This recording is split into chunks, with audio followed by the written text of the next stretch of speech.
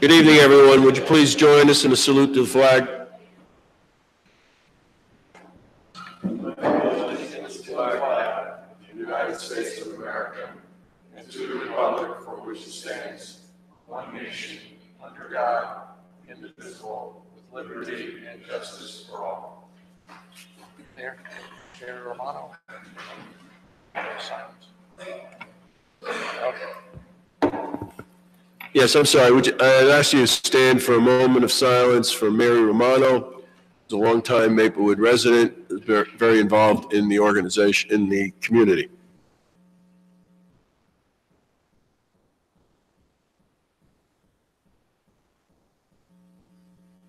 Thank you. Chair.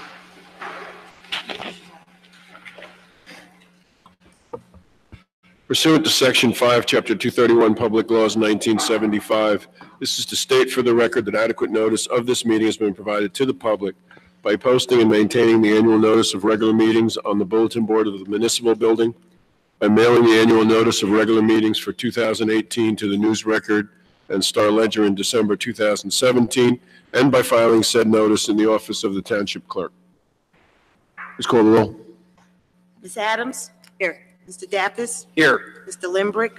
Here. Good night, CC. Mr. McGehee? Here. Mayor DeLuca? Here.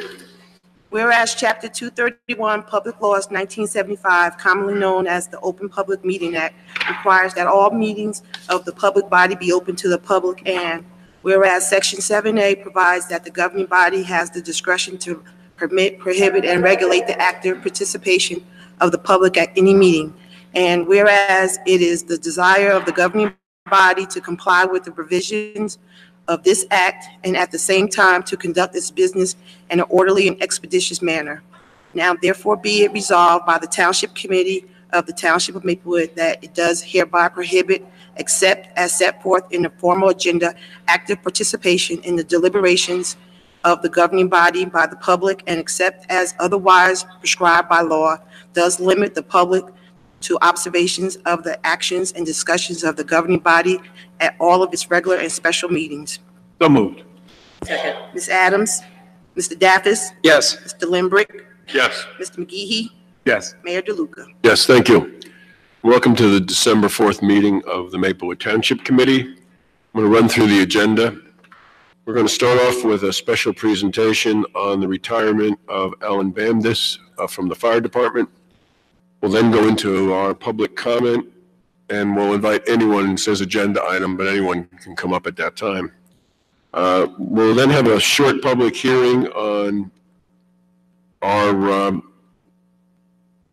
let's see, this is a proposal to do community development block grant funding of Americans with Disability Act improvements in the township, and also to put new restrooms in the Skate House and Memorial Park. We would ask if you would sign the attendance list because we do have to show that there are people in the audience when we have these hearings. Then we're going to our Board of Health meeting. We have three ordinances on final passage. One is to change parking time limits in Maplewood Village, the special improvement district there. Two is to increase the Jitney parking, the Jitney Pass, the parking permit, and the Jitney parking combination pass. Three is to amend employment position classifications in the township. We have the introduction of a new ordinance, and that is to amend the table of organization of various departments in the township. We have three discussion items. One is parking on the Crescent. Two is combining committees with similar goals. And three is proposed basketball court at D. Hart Park. Our consent agenda has 8 items. We'll be approving bills and claims, awarding a contract for planting of trees, awarding a security contract, doing some budget transfers, transferring funds in the Open Space Trust Fund account, applying for the Community Development Block Grant funding, as I mentioned before, and then we'll be approving minutes of November 20th, both open and closed sessions. We'll have our second public comment period, administrative reports, and reports from elected officials. So I'm going to ask Ms. Viveros to deal with the first item of the special presentation.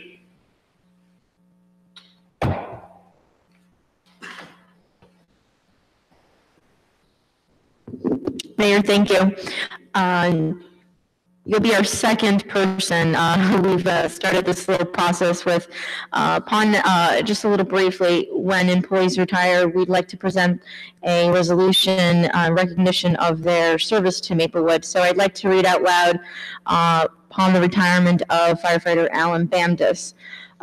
Whereas the Township Committee of the Township of Maplewood desires to convey Alan Bamdis an expression of its appreciation and grateful acknowledgement for the valued services rendered by him as an employee of the Township Fire Department for the past 29 years. Whereas Alan Bamdis has given generously of his time and efforts in a dignified, faithful, friendly, and professional manner to Township residents. Whereas the Township Committee sincerely appreciates the worthwhile contributions of Alan Bamdis has made towards the material development, communal welfare, safety, and quality of life in the Township. Whereas on the occasion of his 29 years of service, Alan Bamdis is retiring to start the next challenging and exciting chapter of his life. Now, therefore, be it that the Township expresses to Alan Bamdis its sincere congratulations on the occasion of his retirement. Thank you. Would you like to come up, please?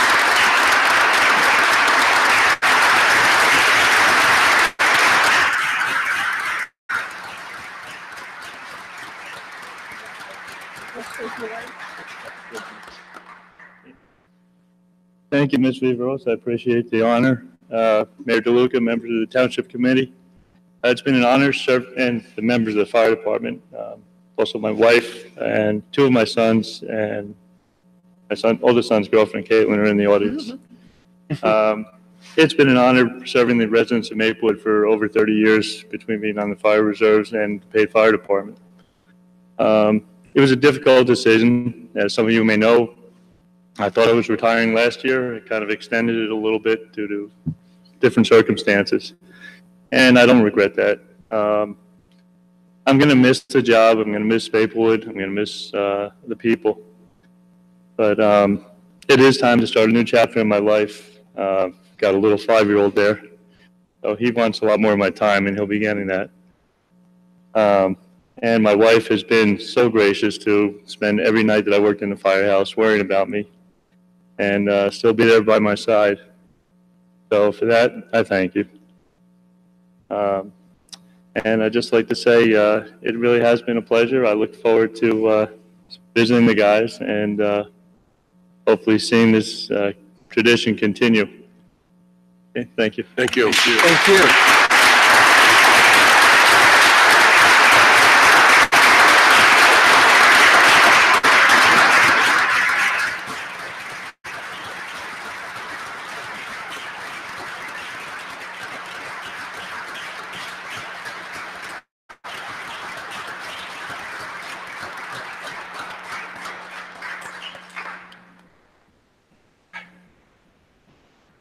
Okay, thank you.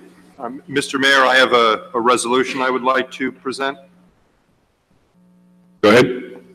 Mr. Mayor, I'd like to move adoption of resolution number 239-18, a resolution issuing commendation to firefighter Alan Bamdis on the occasion of his retirement. I'll second that. Please call the roll. Ms. Adams? Yes. Mr. Daftis? Yes. Mr. Limbrick? Yes. Mr. McGehee? Yes. Mayor DeLuca? Yes. Congratulations. Thank you. And thank you for your service. Okay, we're going to move into our public comment session. Is there anyone who would like to address the Township Committee? Yes. There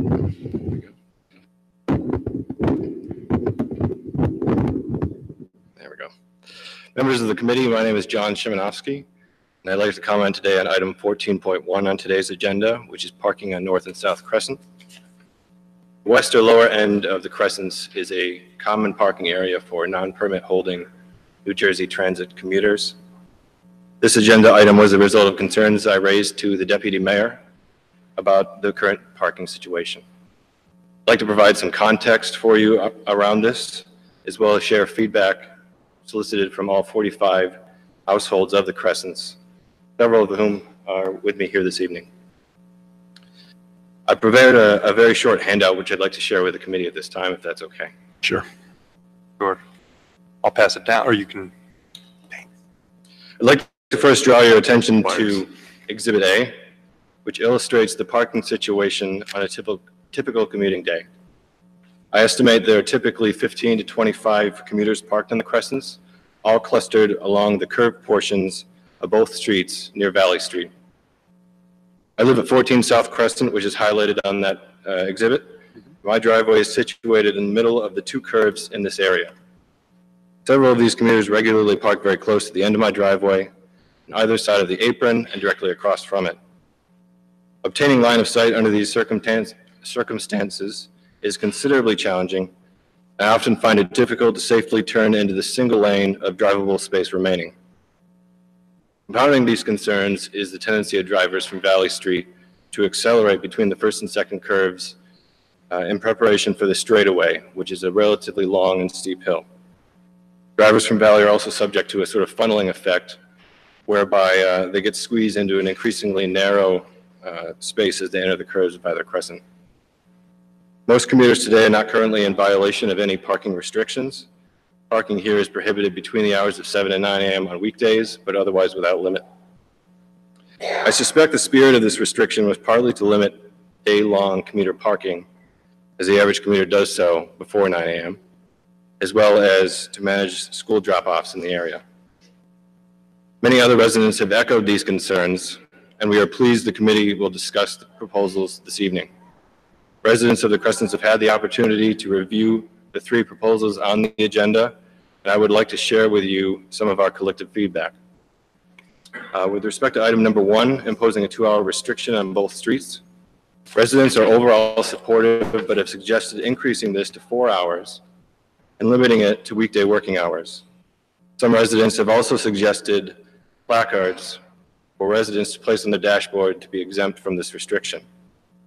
While this would effectively eliminate commuter parking on our streets, there is ample parking available in paid parking zones based on my observations, which I've summarized for you on Exhibit B.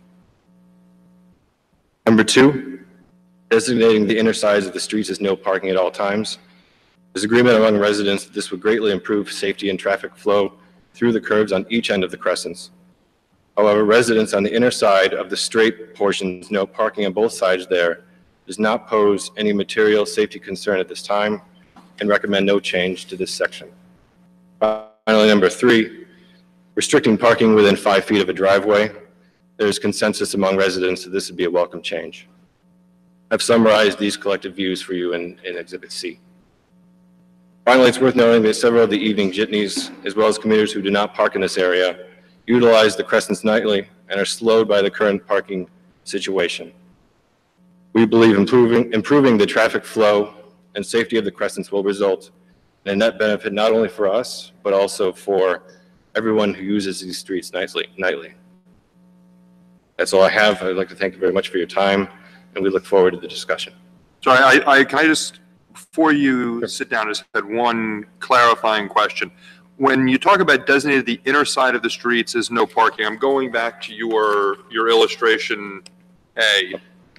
And which side of? It would be the right side of that diagram. Okay, so the island, if you look on the okay, very first page, so it would be the side further from Valley, right, further up from Valley Street, further uphill. Around the island. Yeah, around the island. Yeah. Okay, all right, thank you. That's my only question. Thank you very much. You make sure Ms. Viveros gets one of these. Thank you. Thank you. Anyone else want to address the township? Okay.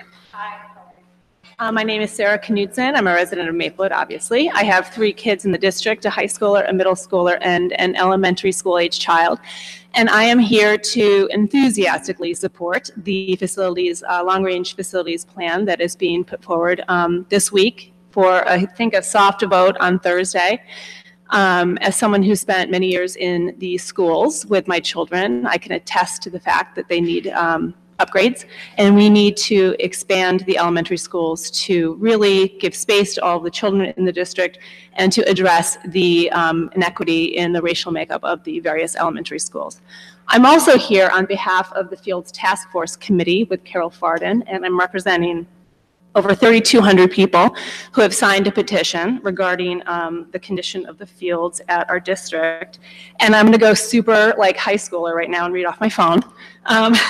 So I'm going to read a statement that was prepared by Glenn Minnerly, one of the representatives of our committee. If you don't mind giving me a few minutes, and I will do this as fast as I can. Ladies and gentlemen, I'm representing an organized collective of loyal local youth sports groups, including lacrosse, softball, baseball, soccer, flag football, field hockey, ultimate frisbee, and also the Columbia High School Marching Band. The leaders of these organizations stand alongside me here. As you are very much aware and positioned to remedy, the school infrastructure of Maplewood and South Orange is in desperate need of wholesale upgrades. The long-term facilities bond that you are prepared to vote on this week is going to rightfully address the major infrastructure needs of the school district. Visible upgrades to classrooms, bathrooms, and water fountains, and crucial behind-the-scenes upgrades like boilers and HVAC, including air conditioning, have long been neglected. We, as a community, are proud that you will finally address the decades of wear and tear that have been neglected for too long, and we are excited at the prospect of a more fulfilling learning environment for our children. I stand before you today, however, requesting that you acknowledge that a child's education is diverse and not limited to the classroom. The discipline, teamwork, and leadership skills learned on the athletic field have been critical to my professional success. I was an All-American diver, and I know is crucial to developing, I wish we had a pool, to developing future leaders this district is so famous for producing. The current plan does not currently account for any upgrades of the BOE athletic fields. The CHS athletes, the youth programs represented here, and even adult recreational programs rely on these fields throughout the year, and their current state is unsatisfactory and unsafe. This task force represents over 3,200 petitioners and thousands of families that actively participate in youth sports in Maplewood and South Orange. And I'm going to stop it there because I think you might hear a longer version on Thursday. But I would just ask that you consider this for this week's vote. Thank you. Great, thank you. Thank you. Anyone else want to address the Township Committee?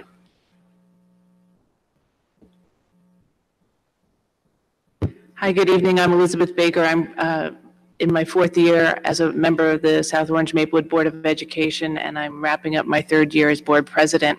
I'm here to thank you for the collaboration, the partnership, the leadership that the Maplewood Township Committee has demonstrated in my time on the Board of Education, along with South Orange.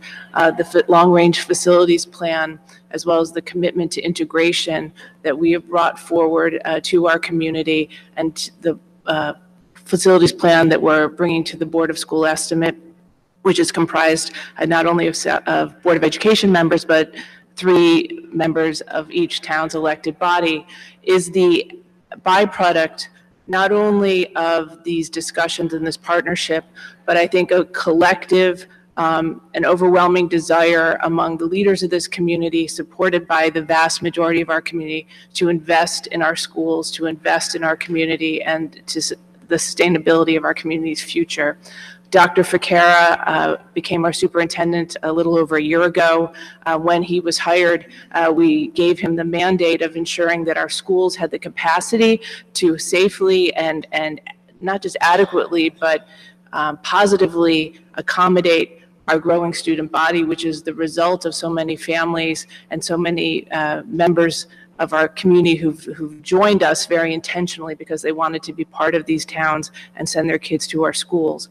So our school district has grown more than 10% in the last, I think about 15% in the last 10 years. And we are not only out of space, but as everyone knows, and Sarah and other parents have recognized, we have a crumbling infrastructure. So that has been, it's a source of great frustration in this community, I think that we all share.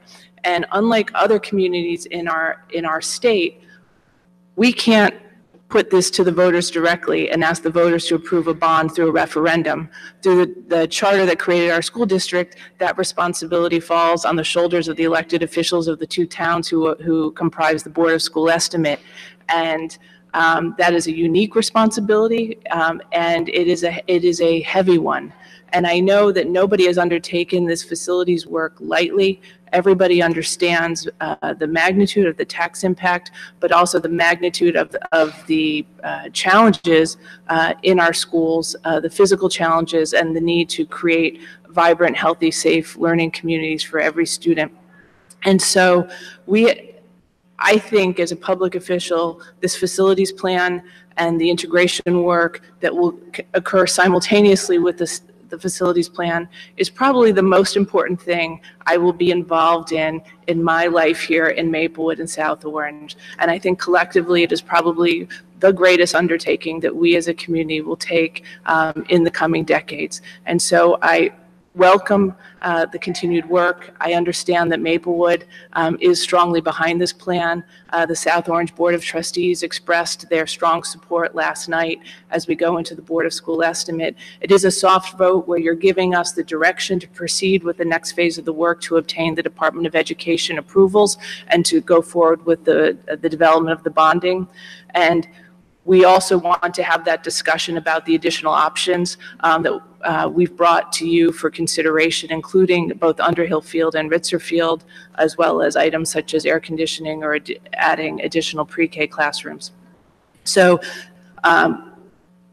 we welcome that discussion. We welcome your input. I can attest to, for the public, that you've brought good questions, hard questions, thoughtful questions, and really you know, not only looked at our schools with your own eyes, but really solicited the input from all members of the community. And I think the transparency of this process and the deliberateness of this process is what is essential for its success. It is no small feat, and it is daunting to many, but I think we're approaching it collectively. We're approaching it courageously, and I'm very proud to be part of this community. So I look forward to our meeting on Thursday. I thank the many community members and parents and stakeholders and all of you for your support, and you know, looking forward to breaking ground hopefully this summer. So thank you. Thank you. Thank you. Could we have somebody go out and ask them to move to, Glenn, could you go out and ask them to move to the right? Or Bob Rose, somebody go out there. Hi, I'm Kathleen Bailey. I'm a 15-year resident of Maplewood. I wrote to many of you this morning. I didn't prepare anything formal. I just wanted to show my face in person and just to give you a little bit of my background. I have two children in our school district, a 6th grader at MMS and a 9th grader at the high school. I spend almost all of my volunteer hours working for our schools and our community, and so it is with that shared amount of time that I've put into this town that I have so much gratitude to each of you who sits here all the time and just puts in countless, often thankless hours to just make this town better. And I am currently the co-president of our President's Council this year, and it's a really exciting time. And I've had the really good fortune of getting to know Dr. Ficarra very well and to watching firsthand the Board of Education prepare this long-range facilities plan with just so much thoughtfulness and mindfulness and transparency, and I'm so happy I get to come here and say thank you. Thank you so much for supporting it. I think Elizabeth hit the nail on the head when she said the magnitude of this project. I mean, this is what we're all here for, right? To just make this town better, and the collaboration of the schools and the towns. It's really the only way that we can make this place great, right? If these schools are safe and secure places for our children to attend. So I'm just saying, I don't speak for all of the parents on the President's Council or the PTAs or HSAs, but you should know that you have enormous gratitude from the parent community and these children who are going to the buildings. I will say just super quick that it's obviously a soft yes, and there's going to be months of conversation about what goes into this. And to Dr. Ficarra and the Board of Education's credit, they have been very judicious in keeping that number down as much as possible, which I know everyone appreciates, but I think they got it wrong with the air conditioning. That is 100% a health and safety issue.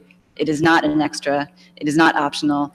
Anyone who goes into those buildings, we're not, you know, the children can't Ask any school nurse how many medical issues there are because of fainting or dizziness or passing, or overheating. It is a health and safety issue, 100%. It is also an equity issue. We have elementary schools whose PTAs have fundraised hundreds of thousands of dollars to put air conditioning units in the classrooms, and we have other elementary schools that have not been able to do that. We cannot, in good conscience, have disparate buildings.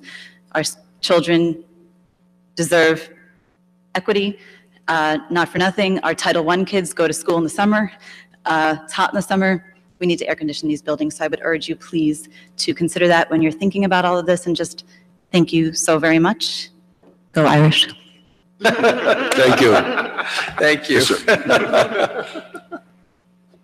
I promise to be quick because I know this is going on. But my name is Steve Newman. I am a 26-year resident of Maplewood. I live on the Crescent, and I echo everything John said about the parking situation. But I wanted to raise one more safety issue that we have on the Crescent. I think about 2 years ago, on the bottom of the Crescent near Valley Street, they moved the crosswalk from the edge of the street near Valley up about 25 or 30 feet up the block. And the problem is that when you're turning into the Crescent from Valley, from the Baker Street side, it's a blind spot, and a very bad one. And especially when it's dark and it's raining, I'm aware of it, but people that are not aware of it come flying into the corner, and it's a very dangerous situation. So I'd like a strong consideration to relocate the crosswalk back towards the Valley end of the block. That's it. Thank you. Thank you.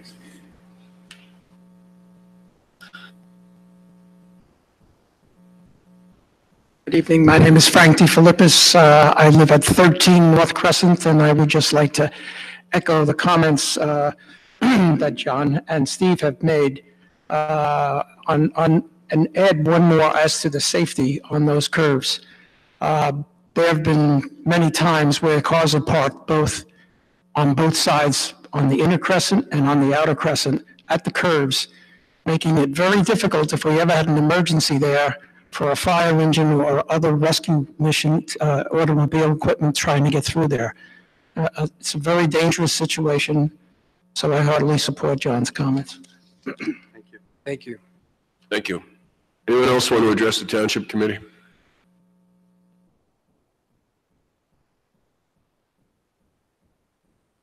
Good evening, Jeanette Page Hawkins, Essex County Liaison. And I just have a couple announcements. I'd like to acknowledge that I did send the township a invitation to a round table tomorrow.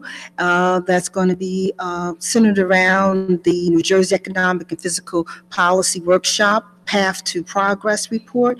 And Senator President Sweeney and members of the work group is going to be there to discuss some of the major fiscal issues facing the state and local governments. And hopefully through this discussion, there will be some suggestions and recommendations that will help local governments.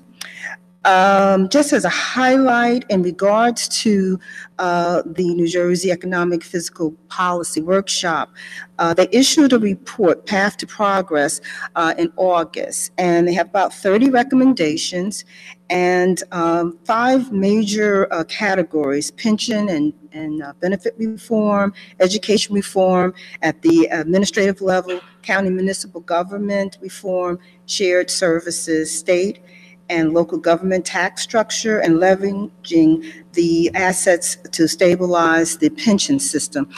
I would direct anyone to their website if they're interested in learning a little bit more about this report.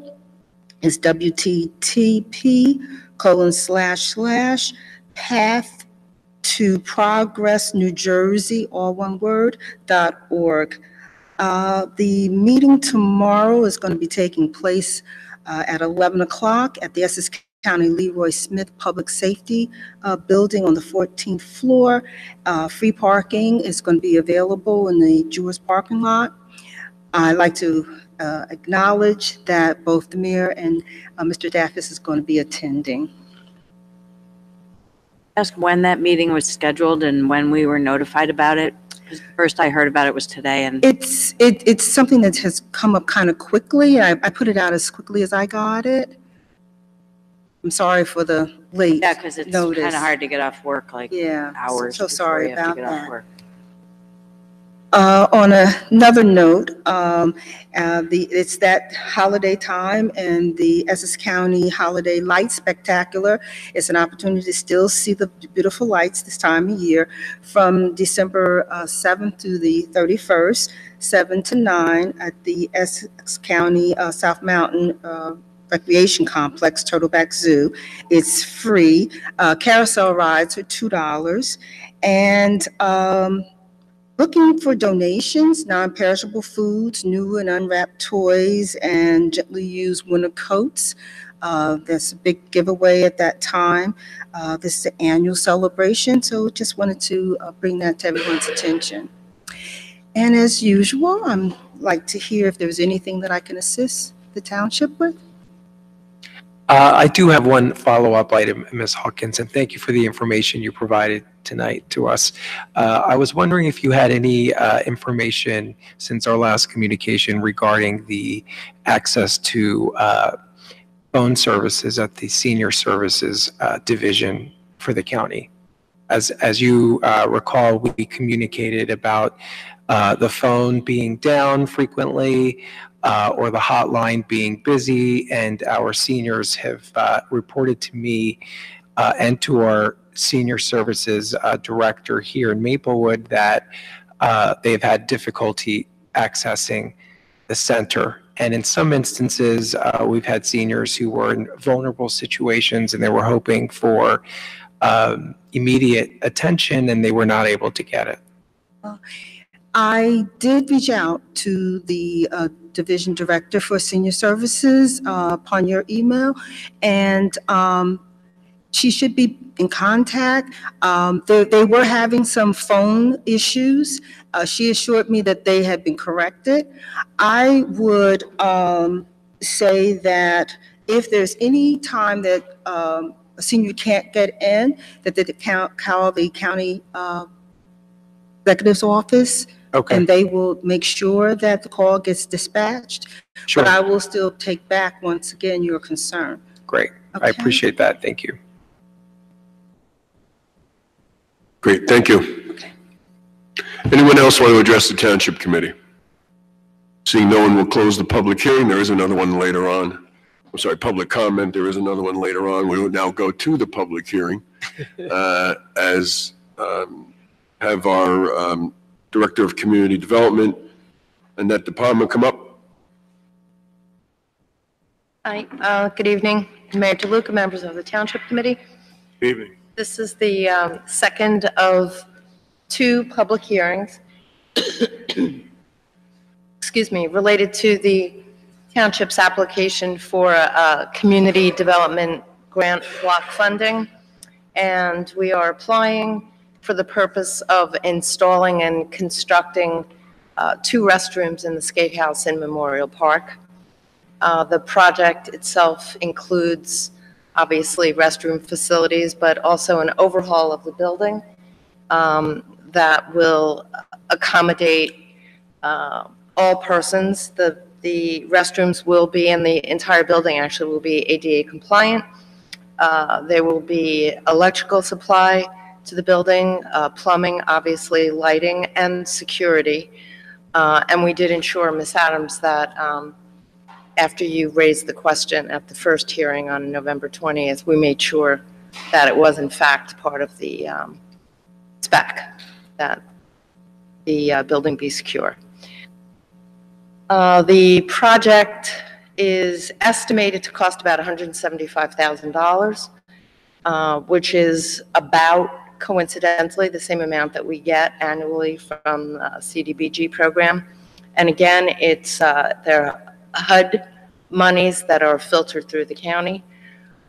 It's a wonderful program. We've made many improvements to our municipal facilities through it, and we are expecting to be fully funded. Anybody have any questions? Do we have any questions from the Township Committee? We answered them last time. Any members of the public have any questions or comments on this application for, what are we asking for, 175? About $175,000. 175,000 to the county for community development block grant. We'll be able to get rid of the porta-johns, correct? Yes. Okay. So, So I would just ask that, again, as Mayor DeLuca said before, we need to submit as part of the application the notice of this hearing, as well as a sign-in sheet. So if you would be so kind as to just, you don't need to, but we appreciate it. okay, so I'm going to close the hearing. This is our second hearing, so the hearing's closed. We'll be able to vote on the resolution on the consent agenda. Okay. Now going to move into our monthly Board of Health meeting. Thank you, Mr. Mayor. Pursuant to Section 5, Chapter 231 of Public Laws 1975, this is to state for the record that adequate notice of this meeting has been provided to the public by posting and maintaining the annual notice of regular meetings on the bulletin board of the municipal building, by mailing the annual notice of regular meetings 2018 to the News Record and Star Ledger in December 2017, and by filing said notice in the office of the Township Clerk. Whereas Chapter 2, attendance. Ms. Adams, I'm sorry. Okay, yes, here. Mr. Daffis. Here. Mr. Limbrick. Here. Mr. McGehee. Here. Mayor DeLuca. Here.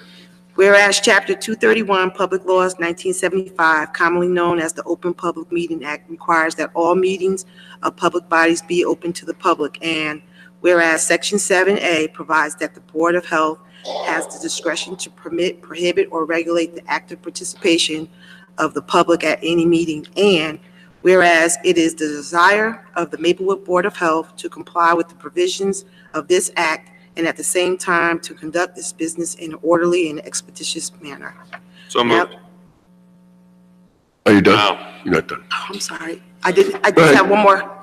Go ahead. Now, therefore, be it resolved by the Maplewood Board of Health of the Township of Maplewood that it does hereby prohibit, except as set forth in the formal agenda, active participation in the deliberations of the Board of Health by the public, and except as otherwise prescribed by law, does limit the public to observation of the actions and discussions of the Board of Health at all of its regular and special meetings. So moved. Ms. Adams? Second, yes. Mr. Daffis? Yes. Mr. Limbrick? Yes. Mr. McGehee? Yes. Mayor DeLuca? Yes. Thank you. Thank you. I will now entertain a motion to approve the minutes from the November 7th meeting. So moved. Second. Awesome. Call the roll, please. Ms. Adams? Yes. Mr. Daffis? Yes. Mr. Limbrick? Yes. Mr. McGehee? Yes. Mayor DeLuca? Yes. Thank you. Mr. Rowe, you have the floor.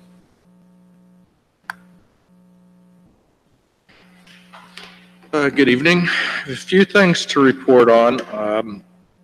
We've completed our inspections of the school toilet rooms at all the schools, and I think all the toilet rooms in all the schools.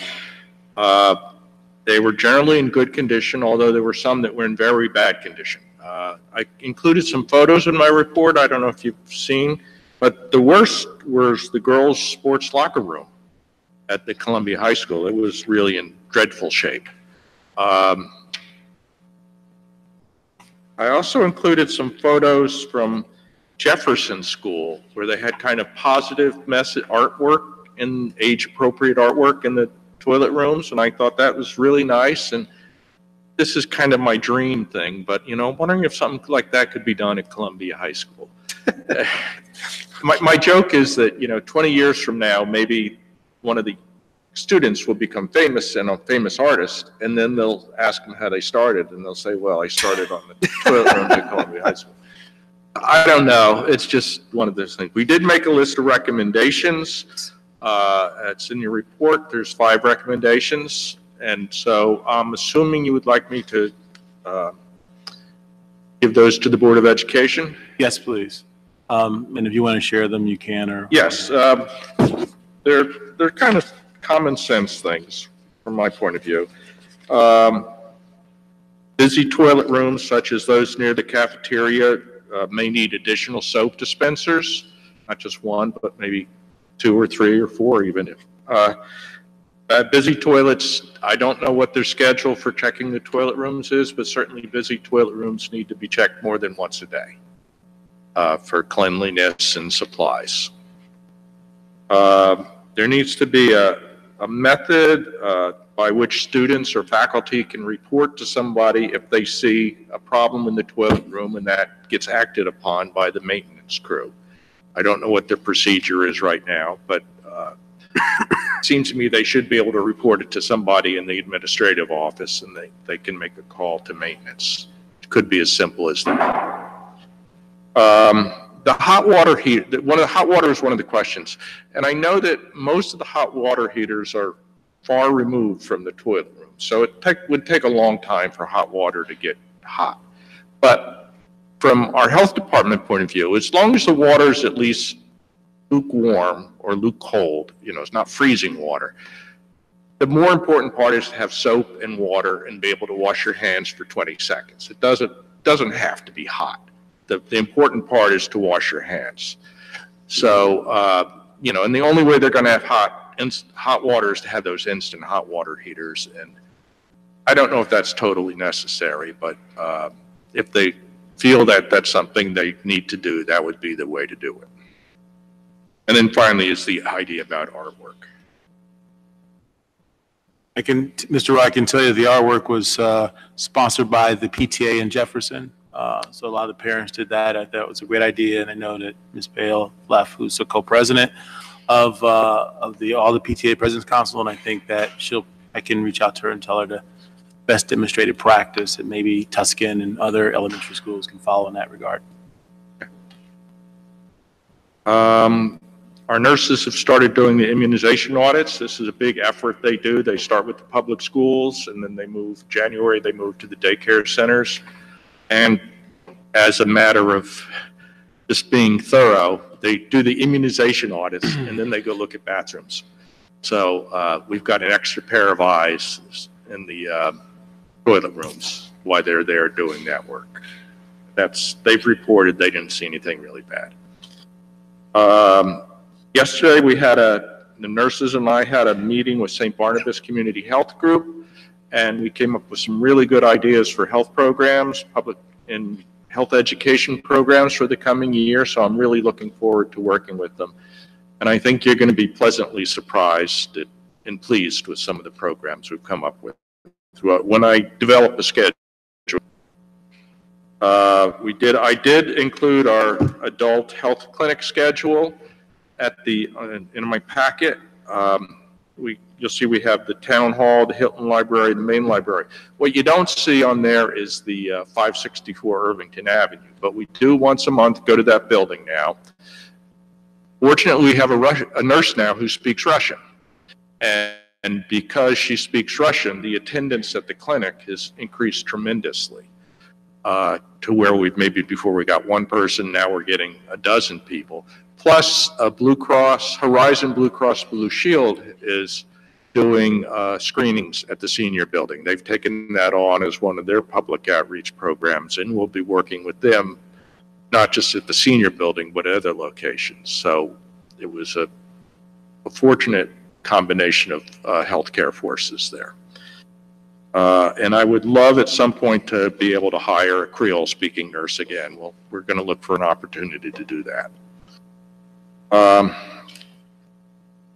Finally, we're going to have a meeting Thursday with it's called the ADAPT group, and they're an anti-drug alcohol abuse volunteer, kind of very similar to our municipal alliance. Their mandate is countywide, but South Orange and Maplewood are one of their focuses for this coming year. So we're going to work with them to expand our anti-alcohol drug abuse activities, education. Our goals are really education and alternative activities. We don't treat people, we don't hospitalize people, we don't run clinics, but that is our little niche in the whole thing. And I think we're going to need to do increased, even though marijuana is probably will become legalized. I think our mandate will be something like, well, just because it's legal doesn't mean it's good for you. Just like tobacco is legal, alcohol is legal, it doesn't mean it's good to abuse it. So that'll kind of become a focus of our efforts in my mind.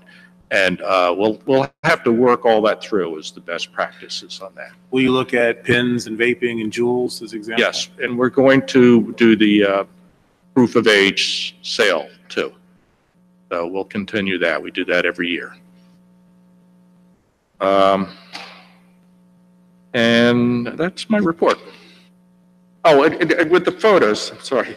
If you saw the photos, a couple of the photos showed, there's one with a red panel on it, which is the side of a toilet stall.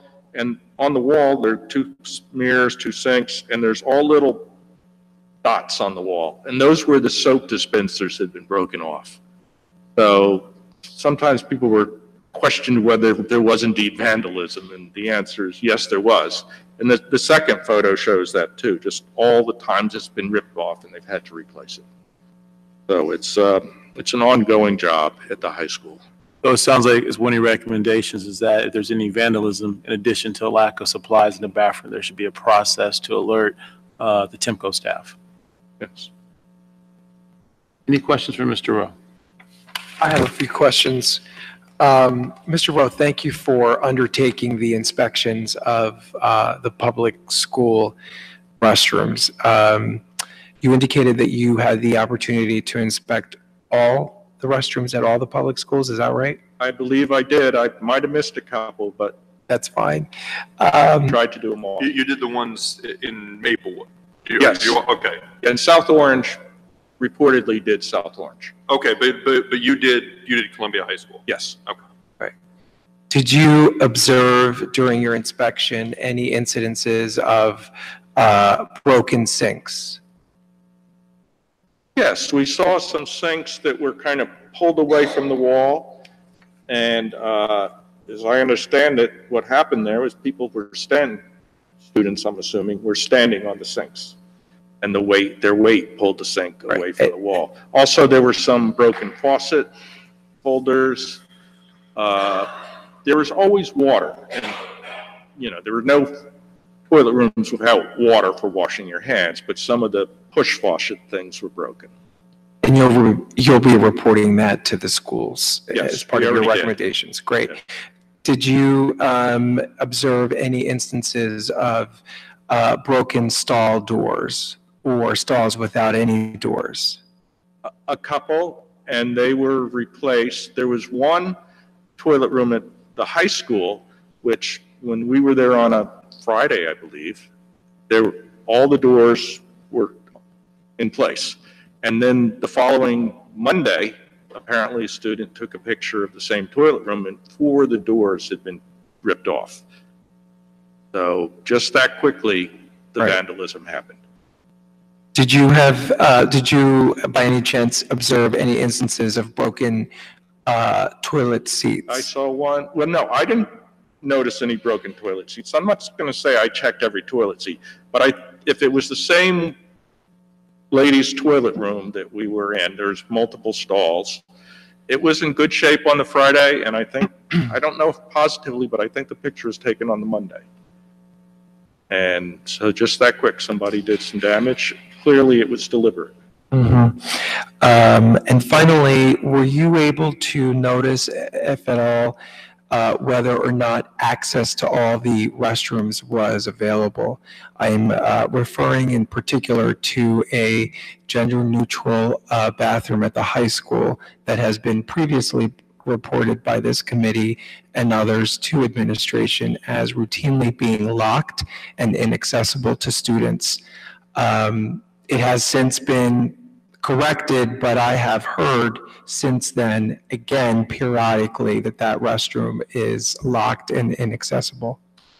I didn't note that during my inspection, but I would like to know which one you're talking about, so when I go to do spot checks, I'll be sure to check that one. Terrific, yes, because it's also an issue of, those are the restrooms that our disabled students and students with special needs use, because they could use the extra room and the privacy and discretion and so on and so forth. So it's very important that restroom is always accessible to all of our students. Okay, if you could advise me exactly which one it is, I'll make a point to. Will do. Thank you. Have the schools, I mean, obviously, a lot of this isn't about sanitary or not enough soap dispensers. It's about vandalism by the students. So is that being addressed by the schools? Because that seems like the number one issue with every picture in here. Okay. The answer is, I don't know. Okay, and how can we make that known to the schools other than doing you write a letter and include that in? And Yes. also, we should notify the Board of Ed. I mean, we're about to undertake a massive bond on long-term facilities improvements. And if we're not addressing the vandalism that's causing a lot of the issues with this, then we're just throwing money away. So, But the maintenance supervisor did advise they spend a lot of money. I mean, we repairing the also, bathrooms. you know, our taxpayers pay a lot of money for security in these schools too, that Yes. didn't used to have to be there. So they need to be monitoring bathrooms on a regular basis and the students and whether or not they're somewhere they're not supposed to be. Got to be kind of noisy to be ripping sinks off a wall, don't you think? Yeah, I don't, three of the doors were reported, they don't even know where the doors were. Yeah, exactly. And one was That means kind they of walk lying, around with them. you know, askew. Mr. I don't know Rowe, what you do with a toilet room door, but. Mr. Rowe, I think, as Ms. Adams has noted, that you should definitely include that in your report, that there should be a process for vandalism in addition to lack of inventory in the bathrooms. And I also think it should be noted to the public, as you just articulated, that you'll be doing random spot checks. Obviously, at our Board of Health meeting last month, you know, it was made quite, I guess, a public, people in the public were very aware that you were coming and we were going to do this. And again, thank you for your service. But this is just a commencement of what we'll continue to do to make sure that our bathrooms are at a respectable level for our students. Yes. Any other questions for Mr. Rowe? No. I'd now like to offer the public the opportunity to address the Board of Health. Okay, seeing no one, I will now entertain a motion to adjourn. Second. Please call the roll. Ms. Adams? Mr. Dappis? Yes. Mr. Limbrick? Yes. Mr. McGehee? Yes. Mayor DeLuca? Yes, thank you. We are now back on the main agenda, item number 10. Okay, Mayor. Item number 10, ordinance on final passage. This ordinance number is 2933-18. This is an ordinance to amend Chapter 257 of the Code of the Township of Maplewood entitled Vehicles and Traffic. This ordinance will revise time limit parking at certain locations within the Maplewood Special Improvement District. This ordinance has been published, copies posted on the bulletin board in the municipal building, and copies made available to the general public in accordance with the law. Is there anyone who would like to speak on this particular ordinance which deals with time-limited parking in Maplewood Village? Seeing no one, will close the public hearing. And Mr. Daffis, can we get a motion? Certainly, Mayor. I move the passage of this ordinance. I move this ordinance be adopted as a whole and the clerk be directed to publish the same as a passed ordinance in the Maplewood South Orange News Record according to law. I'll second. Any discussion? Please call the roll. Ms. Adams? Yes. Mr. Dappis? Yes. Mr. Limbrick? Yes. Mr. McGehee? Yes. Mayor DeLuca? Yes. Another ordinance on final. Yes, Mayor, this is item number 11, ordinance on final passage, ordinance number 2934-18, an ordinance to establish the fees for the Jitney Pass, commuter pack parking, the Jitney Parking Combination Pass, and the Jitney Daily fee beginning 2019. This ordinance will increase the Jitney Pass fee from $100 to $125, the commuter parking fee from $225 to $275, the Jitney Parking Combination fee from $250 to $300, and the daily fee user shall remain $2 per ride beginning 2019. This ordinance has been published, copies posted on the bulletin board in the municipal building, and copies made available to the general public in accordance with the law. Is there anyone who would like to speak on this ordinance? Say who you are again. Steve Newman, sorry. Is there any change to the daily parking rates at the train station? No, No. those are capped by New Jersey Transit.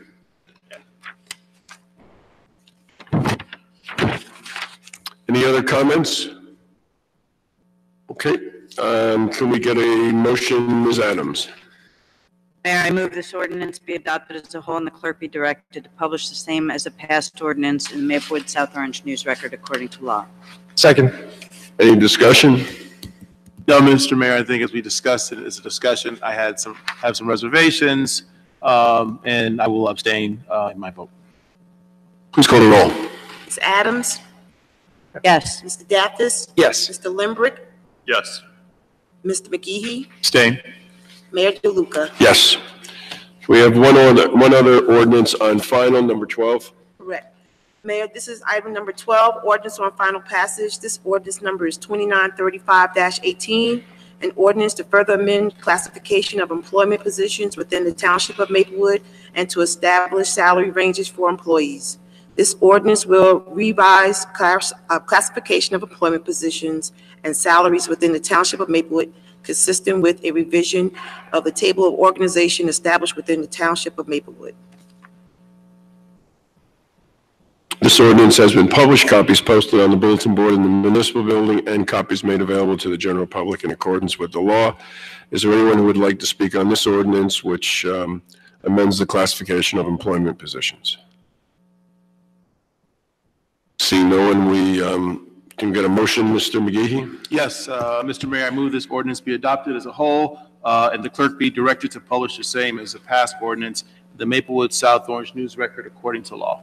I'll second that. Is there any discussion? I just had one clarifying question. I just want to make sure that we made the change from last time. System engineer changed it from an 8 to a 5, yes. Okay, great. Thank you. That's all I had. Please call the roll. Ms. Adams? Yes. Mr. Daffis? Yes. Mr. Limbrick? Yes. Mr. McGehee? Yes. Mayor DeLuca? Yes.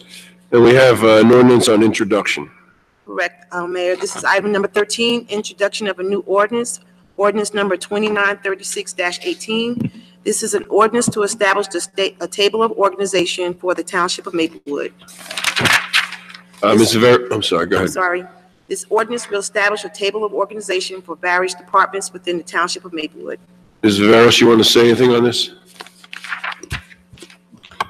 Mayor, in keeping with the table of organization and reorganizing most of here at Town Hall, this would be in just as another step to reestablish some of the different department creations. So that.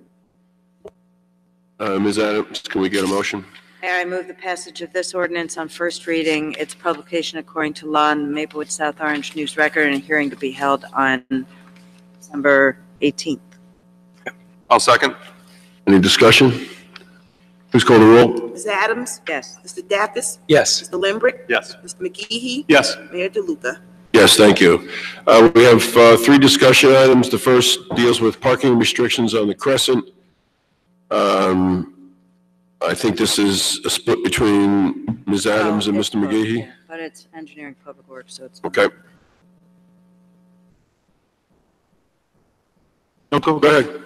Was brought up at Engineering and Public Works by Mr. McGehee, and I was happy he did because I walk my dog every morning and I come up that way, and I've lived here a very long time, and there was never parking there before, and all of a sudden I've noticed a lot of parking on the streets. And I've seen them parked on along the inner circle and the outer, mostly down by Valleys. So right now, I believe the restrictions are 7 a.m. to 9 a.m., no parking. I drove by and took a look at those restrictions. I believe the chief of police has indicated to us that there have been some tickets issued for illegal parking.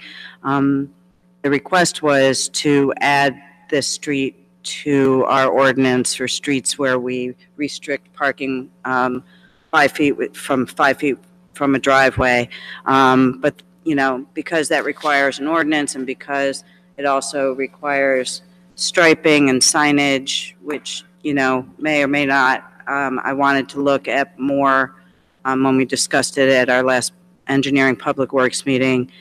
I think we need to look at what we actually want there in general. So do we want to include the Crescent as a commuter parking street such as Oakview and Park and other streets in Maplewood?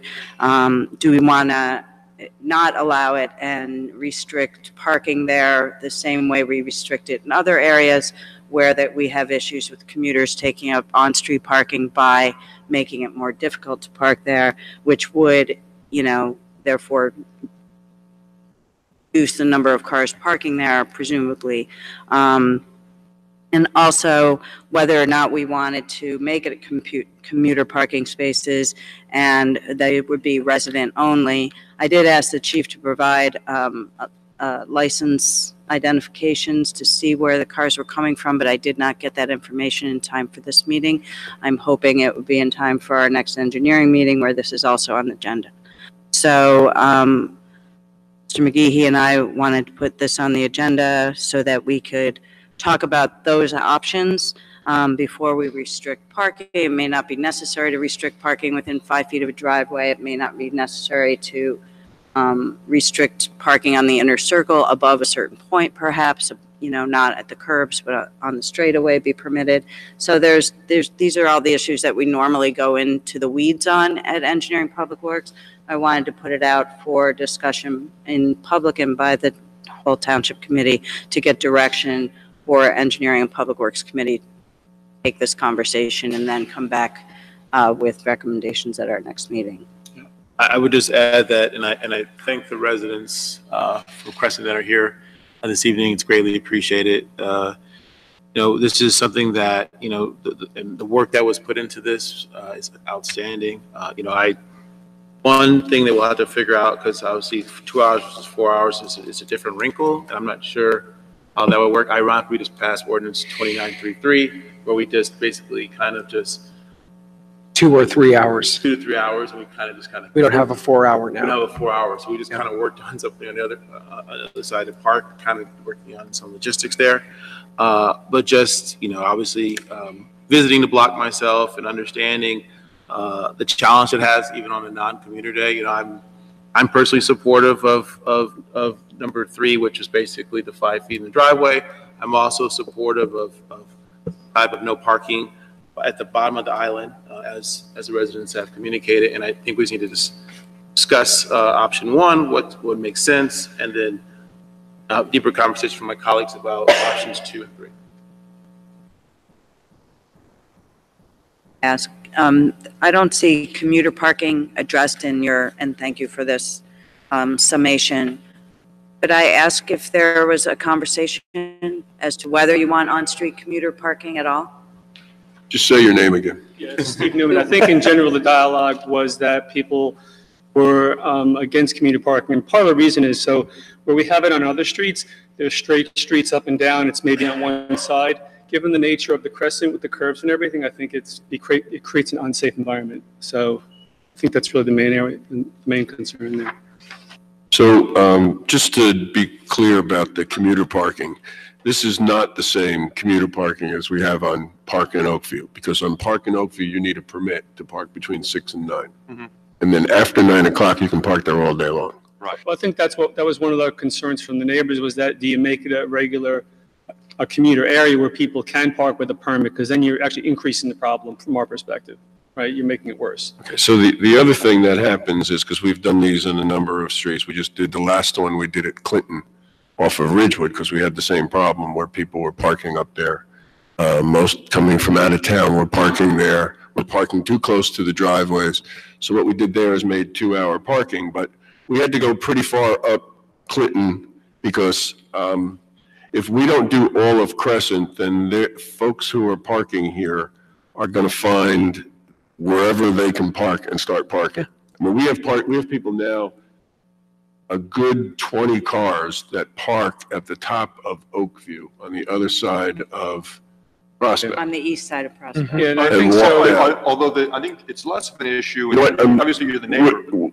We got your answer. You can't be part of this conversation. We'll just have to call you up. Thank you. But I think, if we're talking about, I think we're talking about 2 different scenarios here, because we're talking about, there's the straight part of the Crescent, which is not as narrow and where there's better visibility, and there's also the curved parts on either end of the Crescent where the street is a little tighter, and also where visibility sort of around the corner is not as good. And I could see, you know, and obviously I don't live on the Crescent, so I can't speak for them, but I could see it being less of an issue if the parkers were in the straight part and not in the curved part. I could see that being less of a disruption to the residents and less of a safety issue. You know, putting aside the issue of whether or not we should make that commuter parking is another issue, or time restricted. But I do certainly see, having driven that street, knowing people who live on the Crescents, and then from this diagram, the issue that could be from the, you know, that having cars parked on both sides of the street in the curved parts, you know, really will make it difficult for people to see as they're going through, and also for anyone who's going in and out of driveways, particularly if people are close to the driveways, really making it difficult for people to enter and exit their driveways, and also to see safely as they do so. I mean, as I've said from this seat for years now, I would like to find a way, if it was feasible, to restrict parking, you know, 5 feet from driveways, you know, on every street in town. But I think we obviously need to address the places where it's an issue, because you know, there's resources that go into actually enforcing it and painting it and putting up signage. But I think this is definitely an area where this is a problem because of the curved nature of the street, because of the proximity to Memorial Park and New Jersey Transit, the train station, where I would like engineering and public works to consider proposing that 5 feet driveway restriction, you know, as we've done in other parts of the village and other areas where we have a lot of commuter and customer parking. And those are my thoughts. I would just add to that again, looking at the three options, to add the 5 feet restriction on the driveway, looking at the model, that reduces the number of cars by a dozen, just by looking at the cars that are within 5 feet of the driveways outlined here in the diagram. Lowers the amount of volume right there on the street. And then I think, and his name was Frank, but I forgot your last name. I apologize, sir. You brought up a great point. Or Frank, I think it was someone. Yes. Mr. DeFilippis. Thank you, sir. Your point about the fire truck, I think, is spot on. I mean, there's no way a fire truck have the ability to get up this ramp, get up this street. It's no way. To me, it's a no-brainer that we need to get this parking off the inner island. It's just, that was a great point. So let's assume we do all that. Let's assume we put the 5 feet in and we get them off the island. It's still the question of what kind of parking do we want on the Crescents? Right. And if, you know, my guess, and I don't know everybody's address, but my guess is that most of the people here are on this picture. Mm-hmm. If we push it up the Crescent, those folks are going to start saying, wait a minute, we have cars in front of our house all day long. So Do we have any of those folks with us? It was 45. Okay. So the problem will just be pushed up, and that's not a concern, because there's clearly an issue here with navigation here. Unfortunately, we don't know who's parking there. I do know that there are people who go in for leisure activity on the train, seniors and things like that, who park here because there's no other parking after 9 o'clock, because all the commuter parking is taken. So this allows folks, particularly from the east side of town, who are going into a show or a dinner or something, or even just to go in for some leisure activity in New York, to park here, walk through the park, and take the train. So if we restrict it altogether or make it 2 hours, we're eliminating that parking entirely.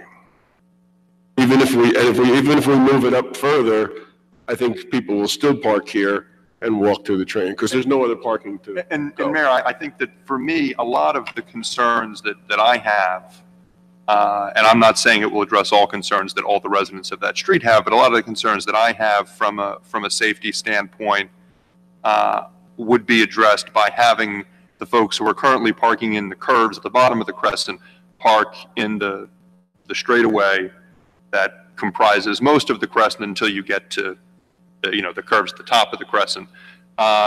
So I realize that we may be in some respects trading one group of concerned residents for another slightly up the street, but from a safety perspective, I'm much more comfortable moving these, keeping the parking available, but moving them further up to where the street is straight, where the street is a little wider, and where visibility is better.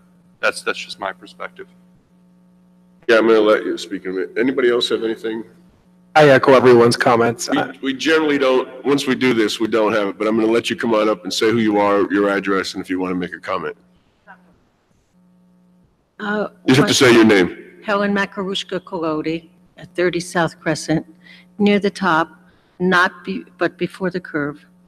I have a driveway which is, I have a one-car garage. There are other houses, not too many of them that have a one-car garage. My driveway is very short. I've had to go and park on Quarter Avenue or on Prospect Street sometimes in order to allow either a contractor or any kind of repair person or gutter cleaners to come into my driveway. So if I'm away at work, I won't have any place to park. Where do I park? I was Well, this is narrow, and I'm not the only house. right, and part of the So issue is if we move the parking up the street to the straightaway, you're not going to have any parking because these cars here, these 20 or so cars, or maybe even more here, are going to just park on the straightaways on both. That's why I'm standing here. Yeah, okay.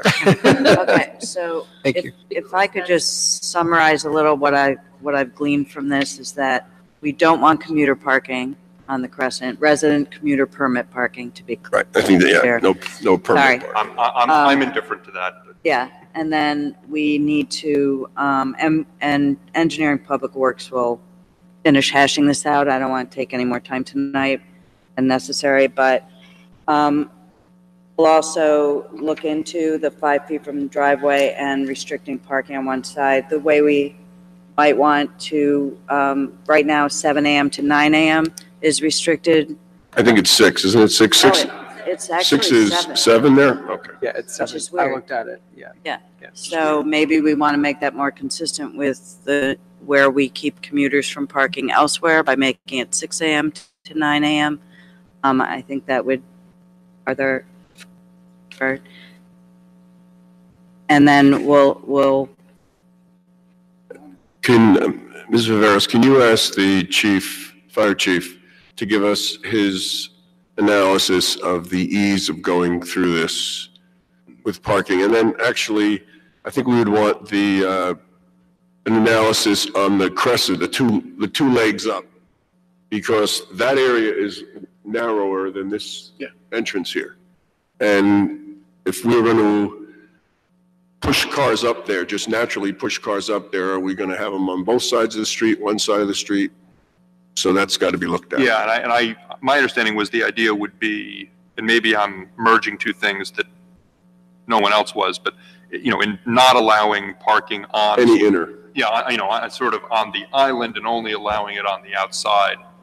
But that might have been a conclusion that I was jumping to. And then if you could get to Chief Duvall and get us the information of who parks there. So just the process, we're now in December. The governing body here changes every January, even though we're going to be the same people. So we can't introduce any changes, any ordinance changes until January at best.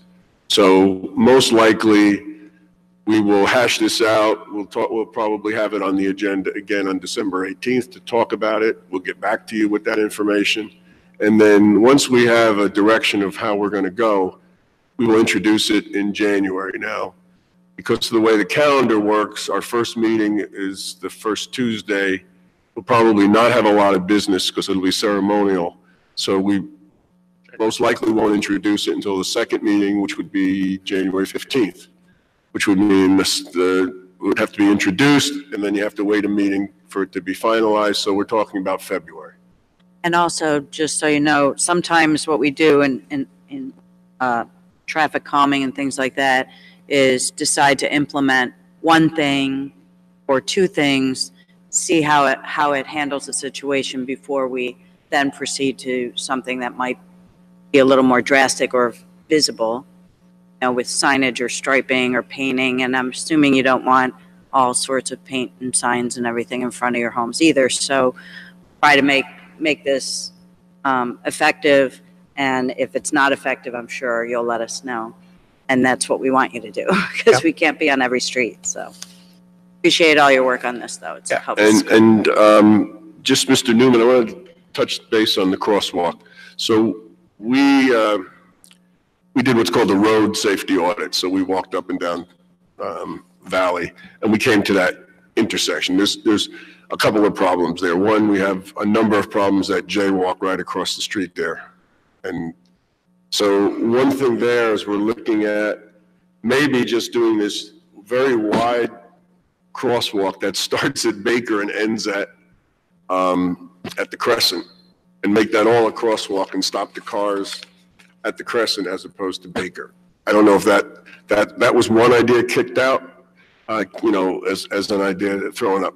The other thing that came up was where the crosswalk is now was put there because it's the most narrow stretch. If you move it down closer to Valley, that crosswalk just becomes so much longer. So what we're thinking of is, and I have to say, when we say thinking of, this is probably 2 to 3 years doing this whole change of Valley. Moving it further down and creating a little island, a safety island in the middle, so that people could walk and find safety in the middle. And you can have a longer crosswalk, and it can be further on Valley. Yes, yeah, but it really wasn't a real island. It was just a little cement thing that people, I know what you're talking about. It was a little V, like a home, it wasn't much bigger than a home plate. This would be something that would be a little bigger, whether it would be a circle or whatever. People would be able to walk there, stand there. If you had a stroller, it would fit a stroller so that you would feel comfortable. So those are the things that we're kicking around. And just, you know, our next engineering and public works meeting is Monday, December 17th, at 8 a.m. And it's a public meeting because 3 of us will be there, so it's public notice. So if there's something else that comes that you want to come to the meeting, feel free to come. Just know that our engineering public works meetings typically go between 2 and 3 hours. So we try to nail out everything, and when public does come, we're very strict on our times. So. But you're welcome. But you're welcome. Because you are taxpaying residents. So. Okay, we're going to move to number 2, combining committees with similar goals work. Yes, Mayor. This came up in some discussions. I forget where we were all talking about it. There's a few committees that seem to often talk about some of the same things, and there's confusion as to what the responsibilities or the work of each of these committees is compared to the other ones. The ones that are most, at least obvious to me or apparent to me, are environmental advisory, green team, and sustainability, all dealing with environmental issues within the community, and wondering if there's, opening up for discussion, if there's an opportunity to somehow combine some or all of these, or clearly define what their, for lack of a better word, charter is, so that we're not having people spending time at different conversations in different committees and coming up with different recommendations, or the same recommendations and duplicating work and effort and hours of volunteer time. So that's one area. The other is recreation advisory and recreation, health, and human services, possibly senior advisory. Doubtful pool advisory would be combined, but again, this is an area where some of these committees have some of the same members, and then they meet twice and sort of rehash things. So That's why I threw this out for discussion to see if there are very real reasons we can or cannot combine some of these, or maybe be a little wiser with and cognizant of everyone's time and energy and patient of effort. Mr. Mayor, can I? Good. Yeah, I mean, I think this is a noble goal, and I think we should take a closer look at it. To address one of the examples you gave, the Recreation Advisory Committee is a committee of residents, whereas Recreation, Health, and Human Services consists of Mr. McGehee, myself, and just the department head. So, that's a quarterly meeting where we sort of check in with the department heads, where we talk about broader goals for the departments, whereas Recreation Advisory sort of, in the same way as the swimming pool committee is the means for the residents to give their consideration to issues. And so, so I don't think that in particular is one where we would gain much efficiency by trying to combine, because they're sort of two separate purposes. But I do take your larger point that there may be other examples where we at least need to clarify, what it is people are doing, so that we're not having substantial overlap or reinventing wheels, or having dialogues in two different places that really should be centralized. One example that might fall in here, and I know that there may be some disagreement here, and so be it. But when I think about the Environmental Advisory and the Green Team of Sustainability Committee, there's a big Venn diagram there. I know that, and I used to be the liaison for both the environmental and the Green Team.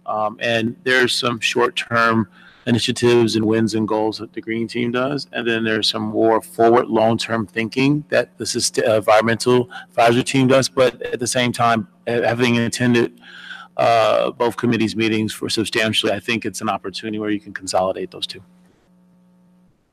And what is the Sustainability Committee as part of, I mean, how is that different? So first of all, for all of these, there's a definition in our code as to what they're supposed to do.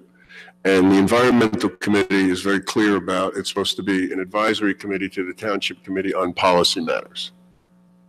The Green Team is supposed to be an action-oriented opportunity for green action items, and actually is a requirement in order to get our Sustainable Jersey certification. So you have to have a Green Team. You don't have to have an Environmental Advisory Committee, but you have to have a Green Team. Now, whether the Green Team, the people on the Green Team tend to be less policy-oriented and more action-oriented, whereas the people on the Environmental Advisory like to think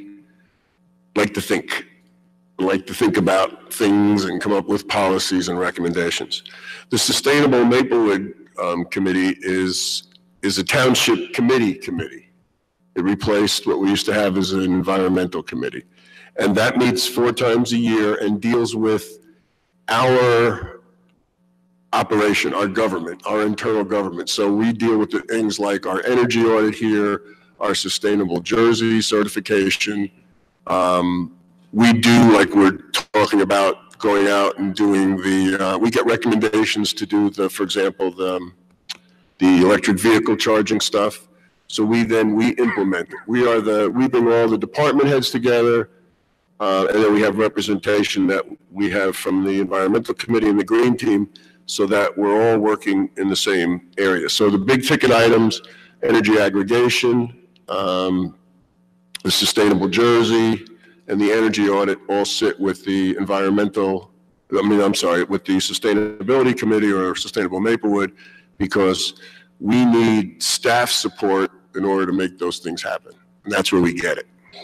So to that point, and I think that's a great summation, and knowing that what the Sustainability Committee does and Green Environmental, and again, you and I both have sat on these committees, I would still explore rolling the thinkers of the Environmental Advisory Committee into the Green Team. I think that that's an opportunity. And Or so, even have one be a subcommittee of the other. or just, Right. yeah, have a subcommittee, the green team be the, I'm a former Policy. liaison to the Green Team, as you know, and I know that our Green Team chair, she does actions, as you said, but also policy. She has been our advocate and our advisor and our researcher on several environmental policies that we've undertaken this year.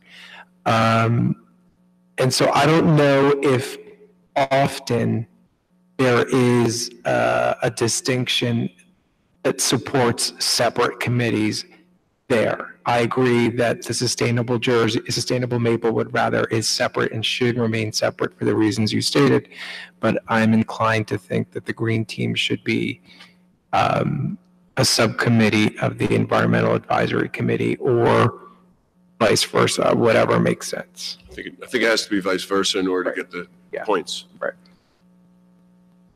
It's, that's the history of it. And so the Green Team grew out of, we only had environmental committee, environmental advisory committee, and then a township environmental committee. And then that was really duplication, because all we did was a couple of township committee people sitting around listening to what was going on at the environmental committee.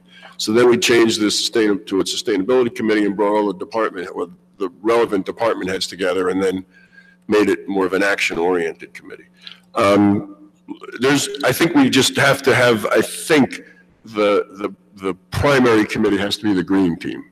And if we want to have the environmental committee as a subset of that, then that can be decided.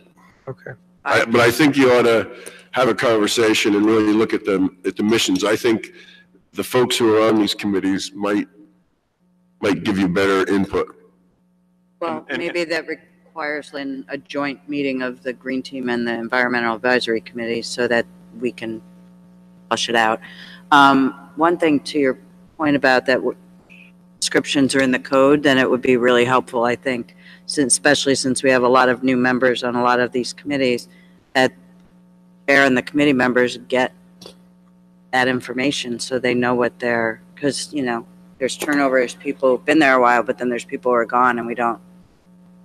Yeah, I think that's a good practice, and it's all on our website, and we ought to make sure that each person, when we appoint them, we should probably give them a page welcome, and here's the link to whatever committee you're being appointed to. Yeah. These things can't exist without us approving them. Sure. Right. Sure. And I guess, for some of this, I would just, keep in mind, how much of an efficiency or savings are we necessarily going to accomplish? And, Right, and in some cases we will, in other cases we just may not be worth the squeeze. But I think at the very least, if we can make the communication a little more clear on what the bylaws, charter, goal. I would propose this, making it part of the volunteer handbook we were discussing about doing that. So making it a whole The process. only problem is it gets to be too big. Long and nobody reads it. And if you're not on that committee, you don't care. You're just wasting it. I mean, it would be so much easier just to give them the section in the code that Okay. they can go to. Right. We can do that. Well, that's what I'm saying. I'm not saying provide the entire code, but to their respective committees, what it exactly, just make it part of a packet. Maybe the clerk's office could go through the chairs of each of these committees or the liaisons and get them each section of code for each, and that can be distributed. Right at the beginning of the year. We should be Well, doing yeah, that for beginning of the everybody. year Yeah. or even whenever. Nice to have, because, volunteer committees sometimes might stray over into something that's not really their purview. So trying to make it a little more efficient. So I do think that with the changes to our departments, so the Health and Human Services really still works now because that did include both recreation, health, and welfare, and now we're putting that all, and pool, and now we're putting that all in there. And so that's a township, as you said, Mr. Lindbergh, that's a township committee.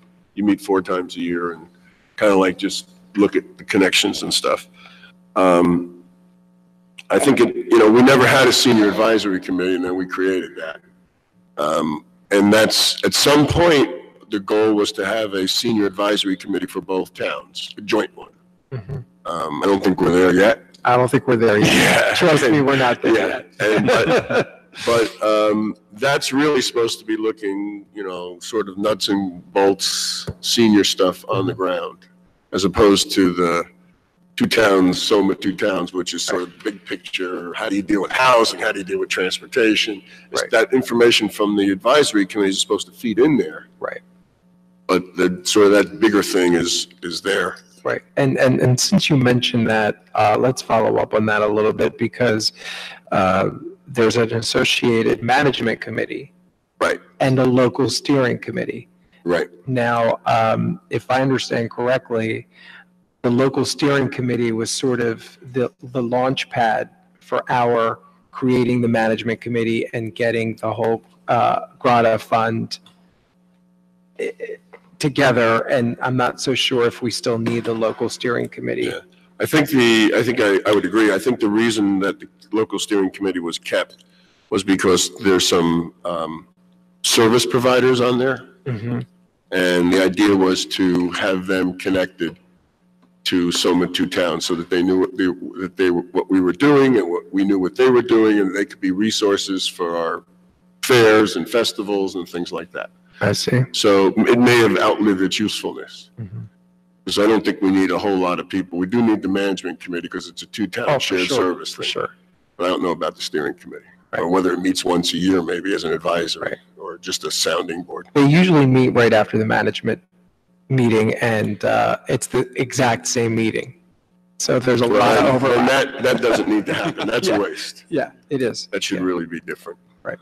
I have one more, and this is just this is a discussion, so I'm going to put out there as such, and I probably look to you, Mr. Lindbergh, on this one. But looking at our standing committees, and if possible, do we even consider consolidating recreation, human services with communications? I don't think so. On communications, we talk about the website, but a lot of the things that happen under our recreation, human services, the focal channel is the website, emails, and communications. It's, to me, it's more operational. Correct me if I'm wrong, but I see it as an opportunity because obviously code enforcement is a core, economic development's core. I've been to those. Engineering, public works, and planning makes sense. Finance, public safety, but these two committees, using as a corporate guy, or there's opportunity there, I think, to do some consolidation, at least consider it. At the risk of falling on my sword, the communications committee did a lot. The first year I chaired it, did a little bit less. The second year, and has not done much this year, in large part because we had some big ticket items to do in the first year, and then some things to follow up on in the second year. And I certainly,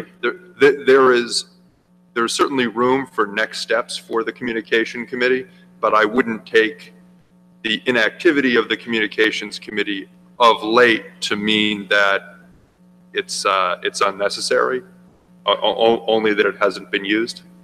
But I think that the way we communicate with the public is still something that is evolving, and is certainly one of the key goals of, I know, each of us up here individually and all of us collectively, is transparency and finding the best ways to get information out to the public. And it's something that I know our current administrator has been working on since her first day as our assistant administrator, and continues to work on, and is probably passing that torch down to our new assistant administrator. So I think I would like to give the communications committee a little more time before we consolidate it out of existence, because I do feel like the things that the communication committee can do won't get done if it gets consolidated into a committee that otherwise has a full agenda. I agree with that assessment, and I think communications, and I know our new business administrator is very keen on this and working on this in the new year. Communications is a bigger piece. It involves everything that we do, not just recreation related. And so I do think that we have a lot of work to do in communications, and I'd like to see us try to expand how we communicate on many levels to the public, because oftentimes, as you all know, one of the challenges that we have when we speak with our residents is that they're not aware of what we're doing. And that goes beyond recreation. It goes into public safety. It goes into economic development, you know. And so therefore, I think for now, our communications should stay separate. Maybe we ought to look at what the descriptions are in the code for each committee too, to take a look and make sure they addressed properly before we disseminate them. They properly addressed, so that could What get the committees are circulated. doing now? Yeah, well, Yeah. So make sure they're still relevant. the committees of the Township Committee are in the first or second resolution that we pass every year. It's our table, it's our bylaws. Table board, yeah. So there's generally a one-page description. Oh, not one page, I'm sorry, a couple of sentence description. Resolution 2 Yeah, resolution 2. of each year. But I would agree to keep, I think the administration is responsible for communication, I think, as opposed to recreation. For overall communication strategy, I think I would agree with you that there should be a communication conversation in each of these subgroups of how you get information out. But I think for overall in the town message and the kinds of software we should have and all that kind of stuff, that's got to be your operation. So who's going to contact the Green Team and Environmental Committee and have this conversation with them? I'll talk to the Green Team. Well, maybe he and I can email the chair of each committee and try to coordinate a joint meeting. And are there any restrictions against a co-chair situation if we do this? Because it would have to be a co-chair thing, yeah. They already practically co-chair anyway. That's one of the reasons. Right. Yeah, we without saying names, they're the two catalysts or pillars of our town. Yeah, I'm familiar with them, but you know, just want to make sure. I mean, that strikes me as the type of thing that if necessary, we could do by amending an ordinance. So, you know, it would take a few weeks, but basically with the stroke of a pen and a vote, we could do it. Yeah, I guess one thing I would ask you is to separate the personalities from the institution. Yes. You know, we have two people who are working together now. That always wasn't the case. Frequently is. And I still think there's some gaps between the two that are working together. They don't see everything eye to eye. So you'll find that out. Proposed basketball court. Yes, thank you, Mr. Mayor. This is something that obviously we've been discussing in some way, shape, or form now for almost 3 years, and perhaps beyond that. I just know that it's been going on since the first meetings of my first year on the committee. And we recently had the opportunity, the Recreation Advisory Committee, to host 2 community public forums. One at the D. Hart Community Center right next to the park, and the other at the Hilton Library. And both were, I would say, lightly attended, but those who attended had a lot of questions and had strong views. We were fortunate enough between the 2 meetings to have in attendance many of the neighbors who are closest to the proposed site in D. Hart Park to share their concerns and feedback, which was generally supportive, although not without some concerns, as I mentioned. But wanted to share some thoughts that have come from the Recreation Advisory Committee.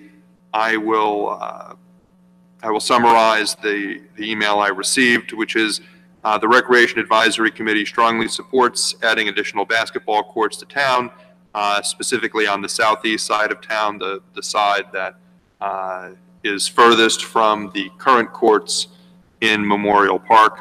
The feedback from the public continues to support the addition of new basketball courts, as, you know, just as it did 2 years ago when we hosted public meetings regarding the proposal to put a court or courts in Maple Crest Park. We would like to present, this is the Recreation Advisory Committee, would like to present more details at your next meeting, December 18th, but asks that the Township Committee do whatever is necessary to include the new court facility in our upcoming budget, and that we aggressively seek funding through Green Acres or any other potential funding sources. And there is no doubt that we have a consensus in the community among those who have reached out, who have spoken to us, that people do favor a court being built.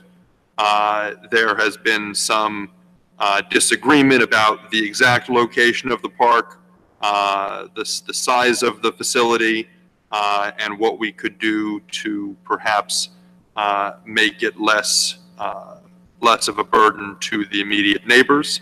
But by and large, the community has been supportive, and the Recreation Advisory Committee's last sentence, which I will quote verbatim, is "let's get it done." So I wanted to, I know not all of you had the opportunity to come to the public meetings or to see the drawings, so I wanted to present these to you as my colleagues, but also to those who are present. So actually these are in the reverse order that I wanted them, but okay. So over here, these images on the right, for those looking forward. So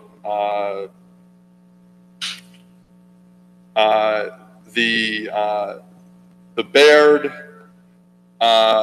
court facility is sort of what we would be basing ours on, which is to say that we would have running lengthwise, we would have one full-size regulation NBA, NCAA size court, and that would allow us to have running across the width of that main court. We would have two youth size courts, so that for either programming purposes or just generally for people, when people are using the courts, we could have, you know, we'd have the opportunity to have two smaller full courts, two full half courts, or one full-size regulation court, depending on the needs.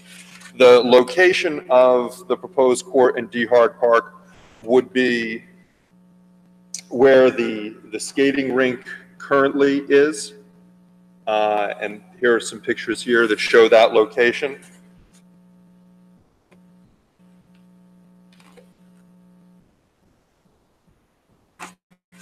This shows the location of the proposed facility within the context of DeHart Park, with the community center being up over here, Burnett Avenue over here, and then the existing tennis court here.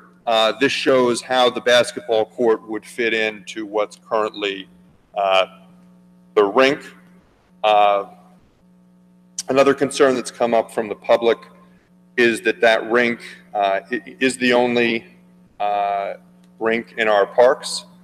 So while it is not consistently used, I would say that it is underused most days. There are groups and individuals that do like to use that, so we should consider whether or not we may be able to relocate that somewhere else in town. But you can see, you know, one of the advantages of that space is that we could fit the entire court facility that we'd want to do with, as I mentioned before, the full-size regulation court running here in the same direction as the tennis court, and then across we could have the two smaller courts. The last diagram is just a closer in, so you can more clearly see exactly how the proposed court would be laid out. So obviously anyone up here, or anyone in the room can come check these out more closely, since I know it's difficult to see. But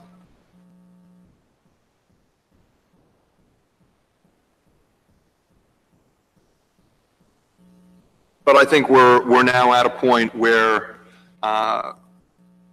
our engineer has done, and his department have done a number of drawings for us. We have gone out, we've had public meetings, we've gathered public comment, and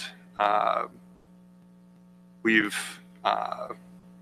obviously been through a couple of different options before this that did not work. So I wanted to bring this to this committee to get a sense and hopefully a consensus of how we would like to move forward on this, and what additional steps people would like to take before we can instruct the engineer to have more formal plans drawn up. I know the Open Space Trust Fund had put aside some money for formal drawings, professional renderings to be done that would be necessary to move the project forward, but obviously we've been holding off on spending that money until we get to the point where we're pretty confident of the location and the general design. Open Space has an application from engineering for improvement and rec for improvements to the existing tennis court at DeHart, along with a new basketball court. So if I'm not mistaken, this would be something, I mean, I think we all separately probably need to decide whether or not we agree with this location in theory, and then go through the budget process to see whether or not. Right, and I know that the thought behind applying to OSTF for both the court and the resurfacing repairs of the tennis court. The tennis court is currently in a state of disrepair, as are a number of courts still in town, some of which have been unplayable since Superstorm Sandy. I know the thinking, at least from those I spoke with, was that there may be an economy of scale in doing the two projects, which are basically adjoining together. That a contractor would only need to set up once, could do both at a similar time, and that if we're planning to do the basketball court facility and we're planning to redo the tennis court, that we might achieve some efficiency and some monetary savings that way, be able to do it quicker and do it cheaper. And the thought was also, do we want to open up a new, brand spanking new basketball court, right next to a tennis court, which is in bad condition? I think it's more of a budget issue. Economies of scale, I believe it's about a 30% savings. Everything's mobilized at once and the projects are done concurrently. So it might be wrong, might be 25, but it's around there. Right, but which is assuming we can afford it, is significant, and I think we want to take advantage of that, because that would be a substantial savings. But if that pushes the cost of the project to something that we can't afford, then we don't have that luxury. So let's get to it. I'm in favor of it. I'm in favor of it at the roller rink, and I'm in favor of keeping the tennis court and fixing it up. That's what you wanted to hear, right? Or we wanted to hear what our I opinion agree. is. So let's just go around and see what other people say. Yeah. Otherwise, we'll just beat. Agreed. Right? I'm sorry, Mr. McGee. That's okay. I'm in favor of that. Thank you for. I'm relieved that we're finally getting a regulation basketball court. Yes. All right, is that what you needed? That's what I needed. So what steps are we going to be able to take before the 18th? Anything? I'm not sure there's any steps before the 18th, but I would like to put this on since it actually wasn't on the initial agenda that went out, likely due to my own IT mistake in not submitting it correctly. I'd like to put it on the agenda for next time, just to allow the public to to come and give thoughts, but So let me just be clear. Is the Recreation Committee going to come and make a presentation? Yes. All right, so we'll put that on for a presentation at the beginning of the meeting. We'll put it on for a discussion right after, let people come up and talk, and then we can deal with it. I would just advise the Recreation Committee that they just got 5 yeses, so don't argue themselves out of a yes. Short and sweet, just, if we got it, let's. I will convey that, and I'll work with Mr. Desiderio and Ms. Viveros, because I think we need to, if we're going to submit a Green Acres application, there are certain steps we need to take, certain hoops we need to jump through, and I think we'll just want to consider that to make sure that we don't preclude ourselves from any potential sources of funding that are outside of our OSTF or our budget in the process. So we can do that right away, so if you can, let's not miss any deadlines. Yep. Okay. Thank you very much for doing this. All right, can we get a motion on the consent agenda? Mr. Mayor, I'd like to move adoption of items 1 through 8 of the consent agenda. Second. Please call the roll. Ms. Adams? Yes. Mr. Dapkus? Yes. Mr. Limbert? Yes. Mr. McGee? Yes. Mayor DeLuca? Yes, thank you. This is our second public comment. Is there anyone who would like to address the Township Committee? Okay, seeing no one, we will move on. We did receive a report from the Chief Financial Officer, and now we're at administrative reports. Mayor, before I give my report, I'd just like to introduce our new Assistant Township Administrator, and I'd just like him to say a few words about himself. And good evening. This is my first Township Committee. I know we've all met informally before, but I just want to take a minute to introduce myself to you and the residents that are here. You're on TV, too. Get a little closer. Pull the mic up a little closer. Yeah. There you go. So state your name, Glenn. My name is Glenn McGlasky, and I am your new Assistant Business Administrator. I come to you by way of Pequannock Township in Morris County, where I ran a shared services program that provided free public transit for the community's seniors and disabled populations. I just want to thank Sonia and the committee for the opportunity to serve the residents of Maplewood. You have such a long history of inclusion and creative programming that I'm excited to work with everyone and get to know the residents. Thank you, Glenn. Thank you, and welcome. Great to have you. thank you. Just a couple items, Mayor and Township Committee. I'm proposing that for budget hearings, we're going into that cycle for January 26th of 2019 and February 2nd of 2019. Those are 2 Saturdays where we have public hearings. I'd just like to put those dates out there. Can you say this again? I'm sorry. January 26th and February 2nd. Thank you. I will be providing you with binders at the beginning of January. We're going to be working on putting all the updated documents after we've had our several meetings with different township department heads and yourselves, obviously. So we'll get our budget books at the beginning of January. So right. Check out, please, when you check your calendars for 2019, January 26th and February 2nd, and then we're going to move on that unless we hear otherwise. Okay, and January 19th, I think, was one of the dates originally given. Is that Martin Luther King weekend? Yes. Okay, so that's why we moved it back, or? Yeah. Forward. There's also a march, Women's March again in Trenton. That's right. And last Okay. year we went to Morristown, so the 19th is now going to be in Trenton. All right, so January 26th, February 2nd, okay. I think this happened last year. That's why we Maybe did it more. again. Last year, we talked about, 3 meetings, yeah, we talked about that last year.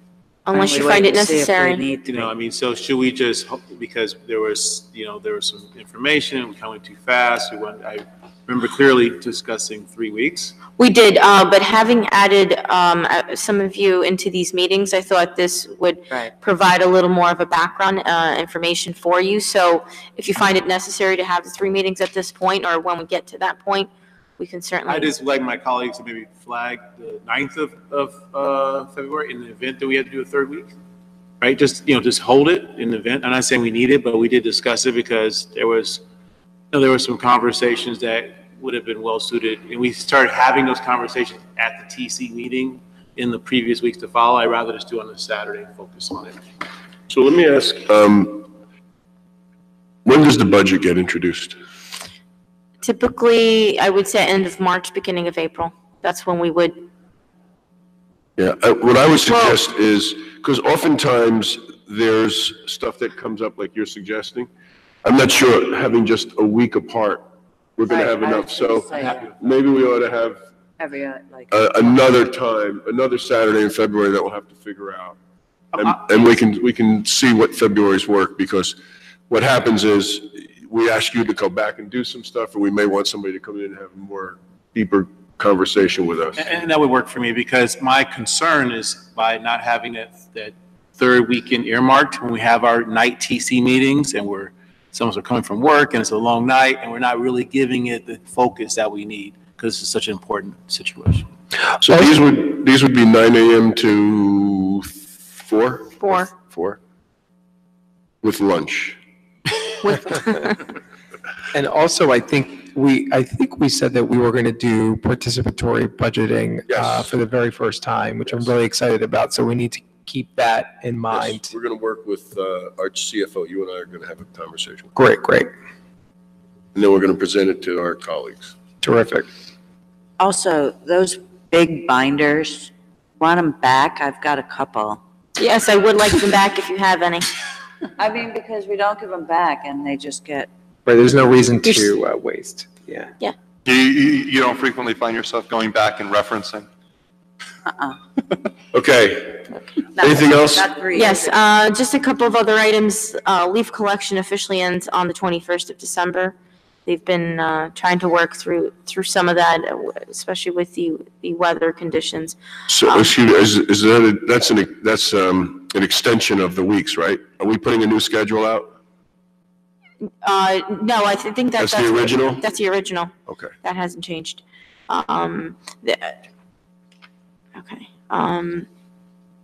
There will be a Santa arrival this coming weekend, hosted by the fire department, and they'll be assisting the recreation department, so that's forthcoming this weekend for those interested.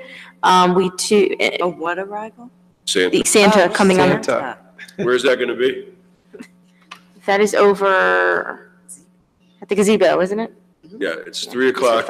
You're going to, okay. Somewhere You got to give all the information. Where's it? An email blast went out today. Okay. Yeah. Somewhere, go find Santa. Right. Go ahead. What else? All right. In the health world, we have two health clinics coming up on December 13th over at Town Hall, and then we have another opportunity on December 12th at the main library, and those are typically from 10 to noon for those interested. And on the cultural affairs side, again, we have at the gazebo from 3 to 4:30, the family event, multicultural holiday celebration they're hosting. And then on Wednesday, we have a community music annual winter concert at the Woodland with donations accepted. On the 14th, we have our Maplewood Senior Holiday Party from 11 to 2 at the Senior Center. Those are usually a lot of fun for those participating. They are. And then on Saturday, on the 15th, we have Swingtown's Holiday Concert at the Bergdorf. And again, it is a free event, so want everybody to, there's quite a lot happening during the holiday season, so please take advantage of it. And that's all I have. So I want to go back to the leaf collection, because I just looked it up, and what's on our website is December 10th. You said December 21st? 21st. Yeah, so we need a new schedule to go out. It's important because people are looking at this. And they are relying on it. And they're relying on it like I did. And the folks who aren't collecting their own leaves, but are using, aren't putting their own leaves out, but are using their landscapers and such, the landscapers need to be aware of it too. Right. And they need to be aware that they have to take the leaves away after the 21st. Else. Right, and they have 1 week to bring it to Public Works after the 21st, so. Will do. Thank So you. there's something like 100 landscapers registered on the website, so I'll get some sort of communication about that. I'll work out with the Public Works. Anything else? Mr. Desiderio? Yeah, I have one item, Mayor. I'm happy to report that the township received a final order finalizing the township's judgment of compliance and repose, and I'd like to take a minute to just read a portion of it. Whereas the township filed a declaratory judgment complaint in July of 2015 to approve the township's housing element and fair share housing plan in response to the Mount Laurel decision, and the court having held a compliance hearing on May 3rd, 2018, and the court having entered a judgment of compliance and repose order on May 21st, which approved the township's fair share plan subject to satisfaction of short-term conditions. And the township having satisfied those terms and conditions, the court did on the 26th day of November 2018 enter a final order of compliance and repose with no conditions remaining. The result of this is that the order will remain in full force and effect, and that the township has immunity from all Mount Laurel suits until July 2nd, 2015. 2025, I'm sorry, July 2nd, 2025. Yeah. What all of that means effectively is, and I believe we are the first Essex County town to have a final order in compliance with the requirements of fair share housing. So basically, the township has undertaken a program to continue its housing program, Mount Laurel housing program, and as a result of that, has immunity from any developers coming in and seeking to put high-density housing in that is in violation of it. So it took a lot of work. I'd like to give specifically a pat on the back to Megan York of Community Grants and Planning and Housing. She did great work. She is a planner. She worked with the special master, who was not easy to work with, and got it done. I'd also really, not that I have to do this, but the mayor was incredibly instrumental in getting this thing done in terms of working through with the fair share housing people and the like. So it was a collaborative effort. It was not easy. It obviously took 3 years to get it done, but it's done. So something to be proud of, and something to be proud of for our community. So thank you. Thank you.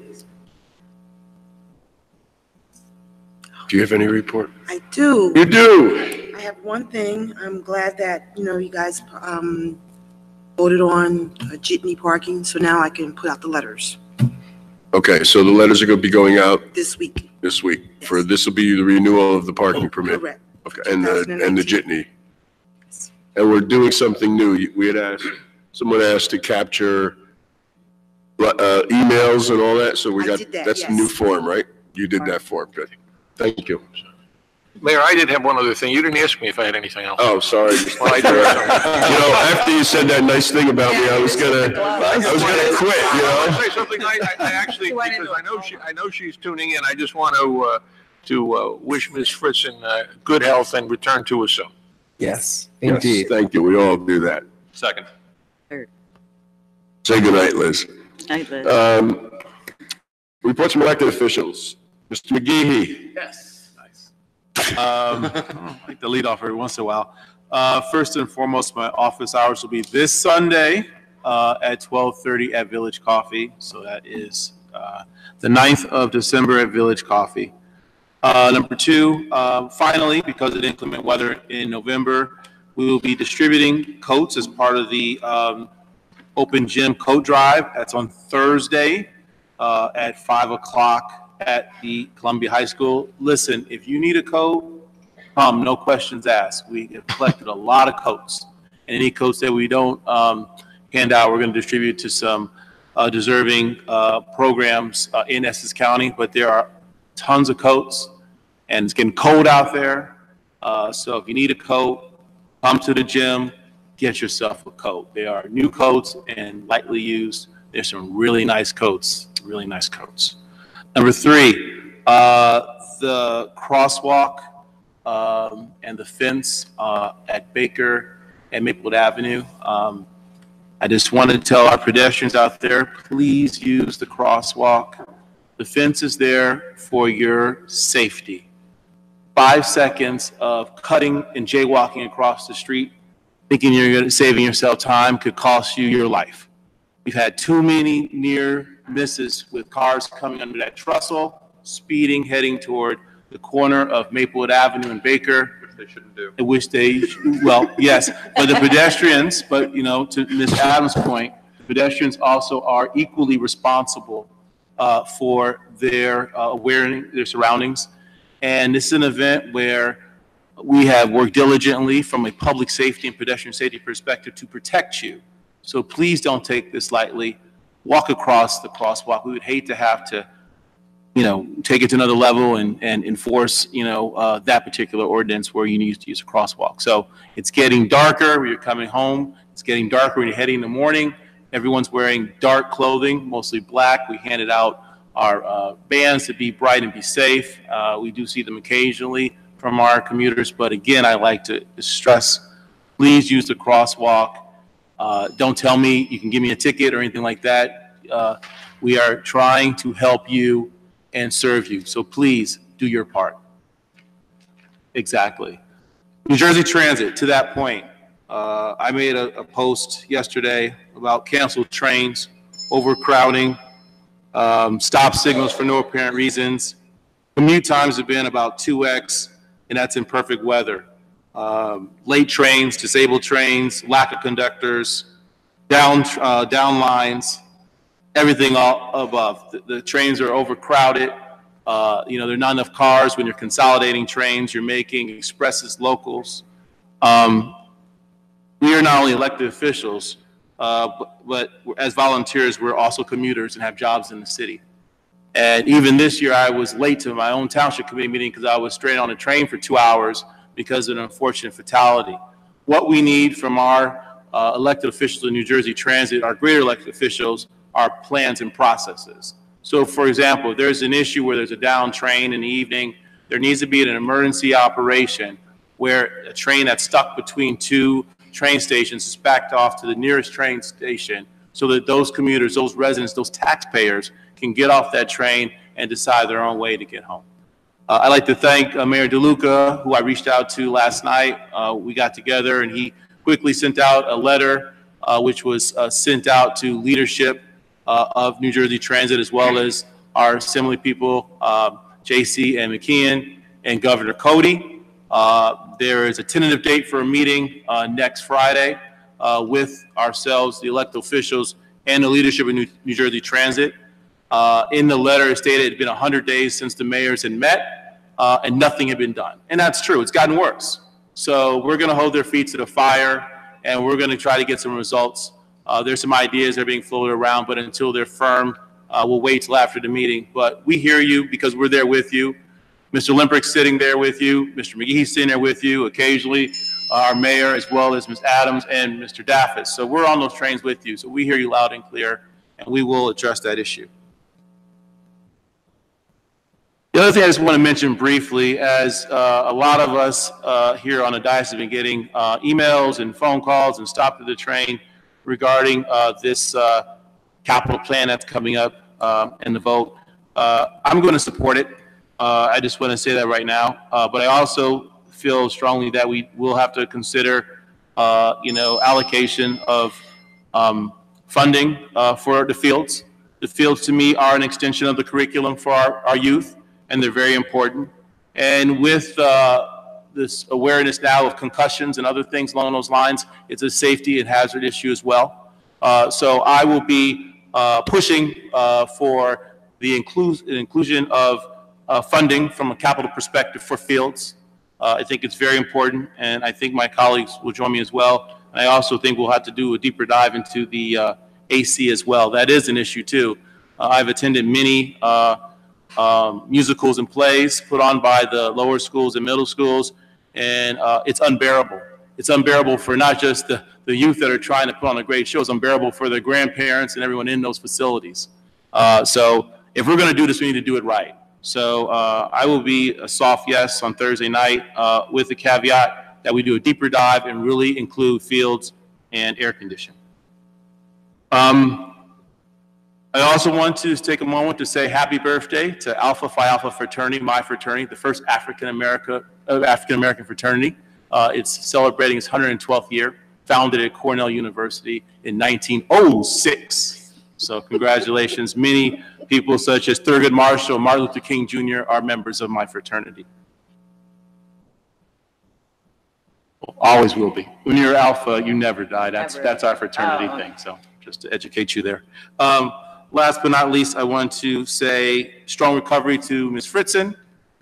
Thank you to Ms. Harrison for filling in this evening. It's a daunting task. You had huge shoes to fill, and you did a great job, and we appreciate you very much. So thank you for that. Glenn, welcome. Meeting one of 1,000, 2,000, who knows how it goes.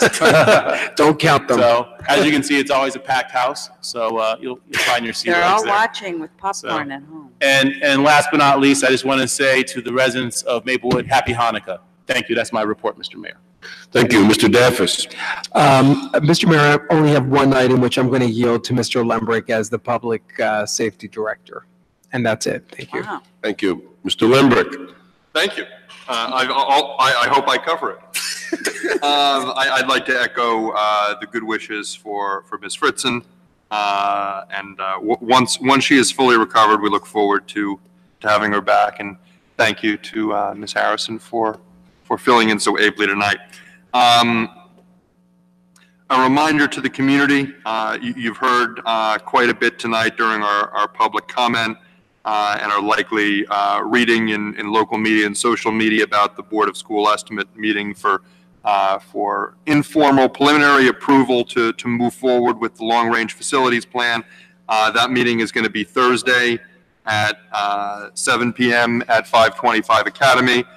Most of those of us up here will be at that meeting, and most of us will be voting as members of the Board of School Estimate.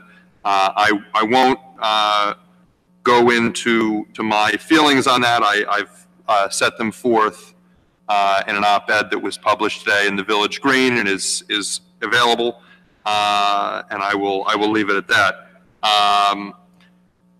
The Maplewood Community Board on Police held its first meeting. In addition to taking some introductory steps with respect to training and getting ready to fulfill their duties, they also elected a chair and a vice chair. Aaron Scherzer was elected as chair, and Kasha Pikars was elected as deputy chair. So want to thank all of the members of the Maplewood Community Board on Police, and we look forward to the great work they're going to do. That transitions to mentioning the Public Safety Committee. Will be meeting next week. We have a number of items to address, but an item that we will be addressing in a community forum, as stated in our statement with the police last week, is the force report that's been published and continuing to be expanded upon by NJ.com and NJ Advanced Media, and we will be setting a date soon for a community forum to address the issues raised in that report. And Mr. Mayor, that is my report. Just wanted to add to the Maplewood Community Board on Police, its next meeting is on the 17th of December, Monday night at 7:30 p.m. in the conference room here. And we welcome members of the public to join us, and especially as it pertains to their concerns regarding the use of force report that was published recently. Thank you. Ms. Adams. Yes, Mayor, I wanted to put this on for discussion. It's a request from Trustee Walter Clark, but I got it too late. I got it Friday at 5 o'clock. So I'll just read it to you. Hoping I can get Maplewood's help with the recycling issue. Therefore, I need you guys to pay attention and discuss this. I know it's late. Is there a way that we could allow South Orange residents access to Maplewood Public Works facility to recycle electronics in addition to the usual electronics recycling days we share? Our DPW facility is immediately next to the Rahway River, which apparently means we cannot have a dedicated dumpster on site for anything other than temporary basis. Given the way our facility struggles with flooding, this is probably wise. However, our DPW reps say the electronics days are very popular, and allowing residents more frequent access would probably improve the recycled rate. So he wants to know if this seems feasible to him. I can put it on for engineering public works, obviously, but I wanted to get temperature here, and we don't really have to discuss it at length because we'll discuss it at engineering, but I wanted to get any feedback anyone who's not going to be there might have, or if there's any costs. And As someone who's not going to be there, I guess, I would just want to understand what the cons would be. I think the pros are obvious, but I think I would want to be able to weigh those against the cons. And I think one of those would be if there is going to be increased cost to us or increased burden or responsibility on our employees. I would just want to understand what the drawbacks would be, but I assuming that those don't outweigh the pros, I hesitate to speak about something that that I don't know about yet. But I would like to help out our neighboring community if we can, and encourage people to recycle and make it easier. But I'd first like to know all the details that might make it more difficult than we might think. I think we should ask Ms. Viveros to get a recommendation on this from our DPW director, whether it works, whether it doesn't work, whether there's a cost involved, all the things you just said. And we ought to get that. Not bring it up there and then wait for a response. He should come on the 17th prepared to tell us. Maybe that could go there. I think it's fine, but I do think there's issues of liability. Right now, it's a self drop-off. So would we open ourselves up to more of a liability? I don't know. I doubt it. So, but anyway, I would like him to come prepared to give us a recommendation, yes or no, and why. And what would be the cost or the pros and the cons? And then we can put this on for either. No, I would just let him make a decision. I mean, no, but I'm just saying, can we then get an update? Oh yeah, we can he can get a report out, but I think we shouldn't. If we're going to do it, we shouldn't have to wait for another township committee. We should just do it, unless there's a reason legally we have to enter into a shared service contract with them. Maybe we should just to remind them how many shared service contracts we do with them. Go ahead. I'd like to add one more. No, I think are you responding No. to this? No. No, I'm not. She's not. I'm not sure you're. Yeah, I'm not done yet. No. Okay. Sorry. So I want to advise residents about the fence that Mr. McGee mentioned along Baker Street. Obviously, we put it there so people would stop jaywalking. There have been reports of people walking along the street side of the fence, which is really awesome. We talked about a couple years ago putting bushes along there instead of a fence. We opted for the fence because we figured people would trounce all over the bushes. So maybe we need to think about putting bushes there again, but please honor the reason it's there and just walk behind the fence and to the corner. Recycling, just a reminder about plastic bags. There have been contamination. I've seen a lot of plastic bags. You cannot put your recycling out in plastic bags. It has to go free, clean, dry in your reusable containers. And with regard to, he also brought up recreational fields, but Engineering and Public Works will be discussing, and I've asked Public Works and Recreation to advise us for a list of who uses our parks and our fields, and the intensity of use. We're getting complaints about the condition, but I have an inkling that there's basically they're being overused by outside organizations, so we need to try to get a handle on who's using them, when it's our own recreational programs, and when it's outside organizations, and try to maintain our fields the way they should be maintained. So we'll be talking about that. Best regards to Liz, and welcome Glenn, and that's all I have. Yes, thank you, Mr. Mayor. I just wanted to add one more thing to my report. I also wanted to recognize Nick Waltz, who's here today. Nick has taken over for Andrew, who has moved on. And for those who are watching, there is always someone who is behind the camera making us look good. And Nick, welcome to the team. Glad to have you.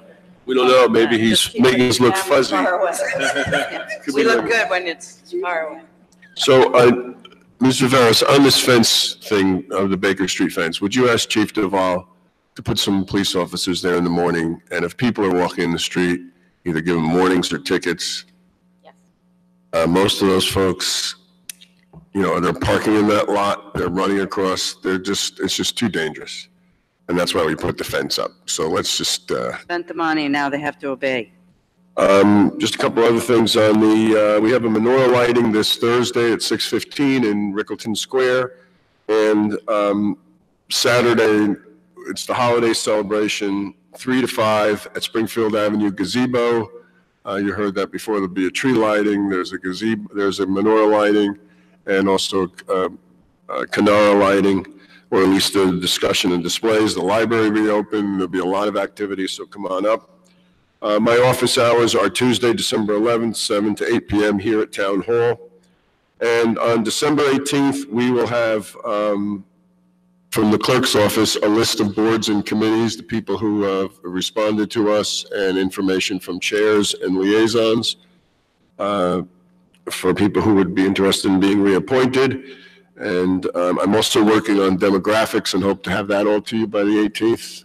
Although there are a couple people on the Township Committee who haven't responded to me. And I need your demographics too. People on that side.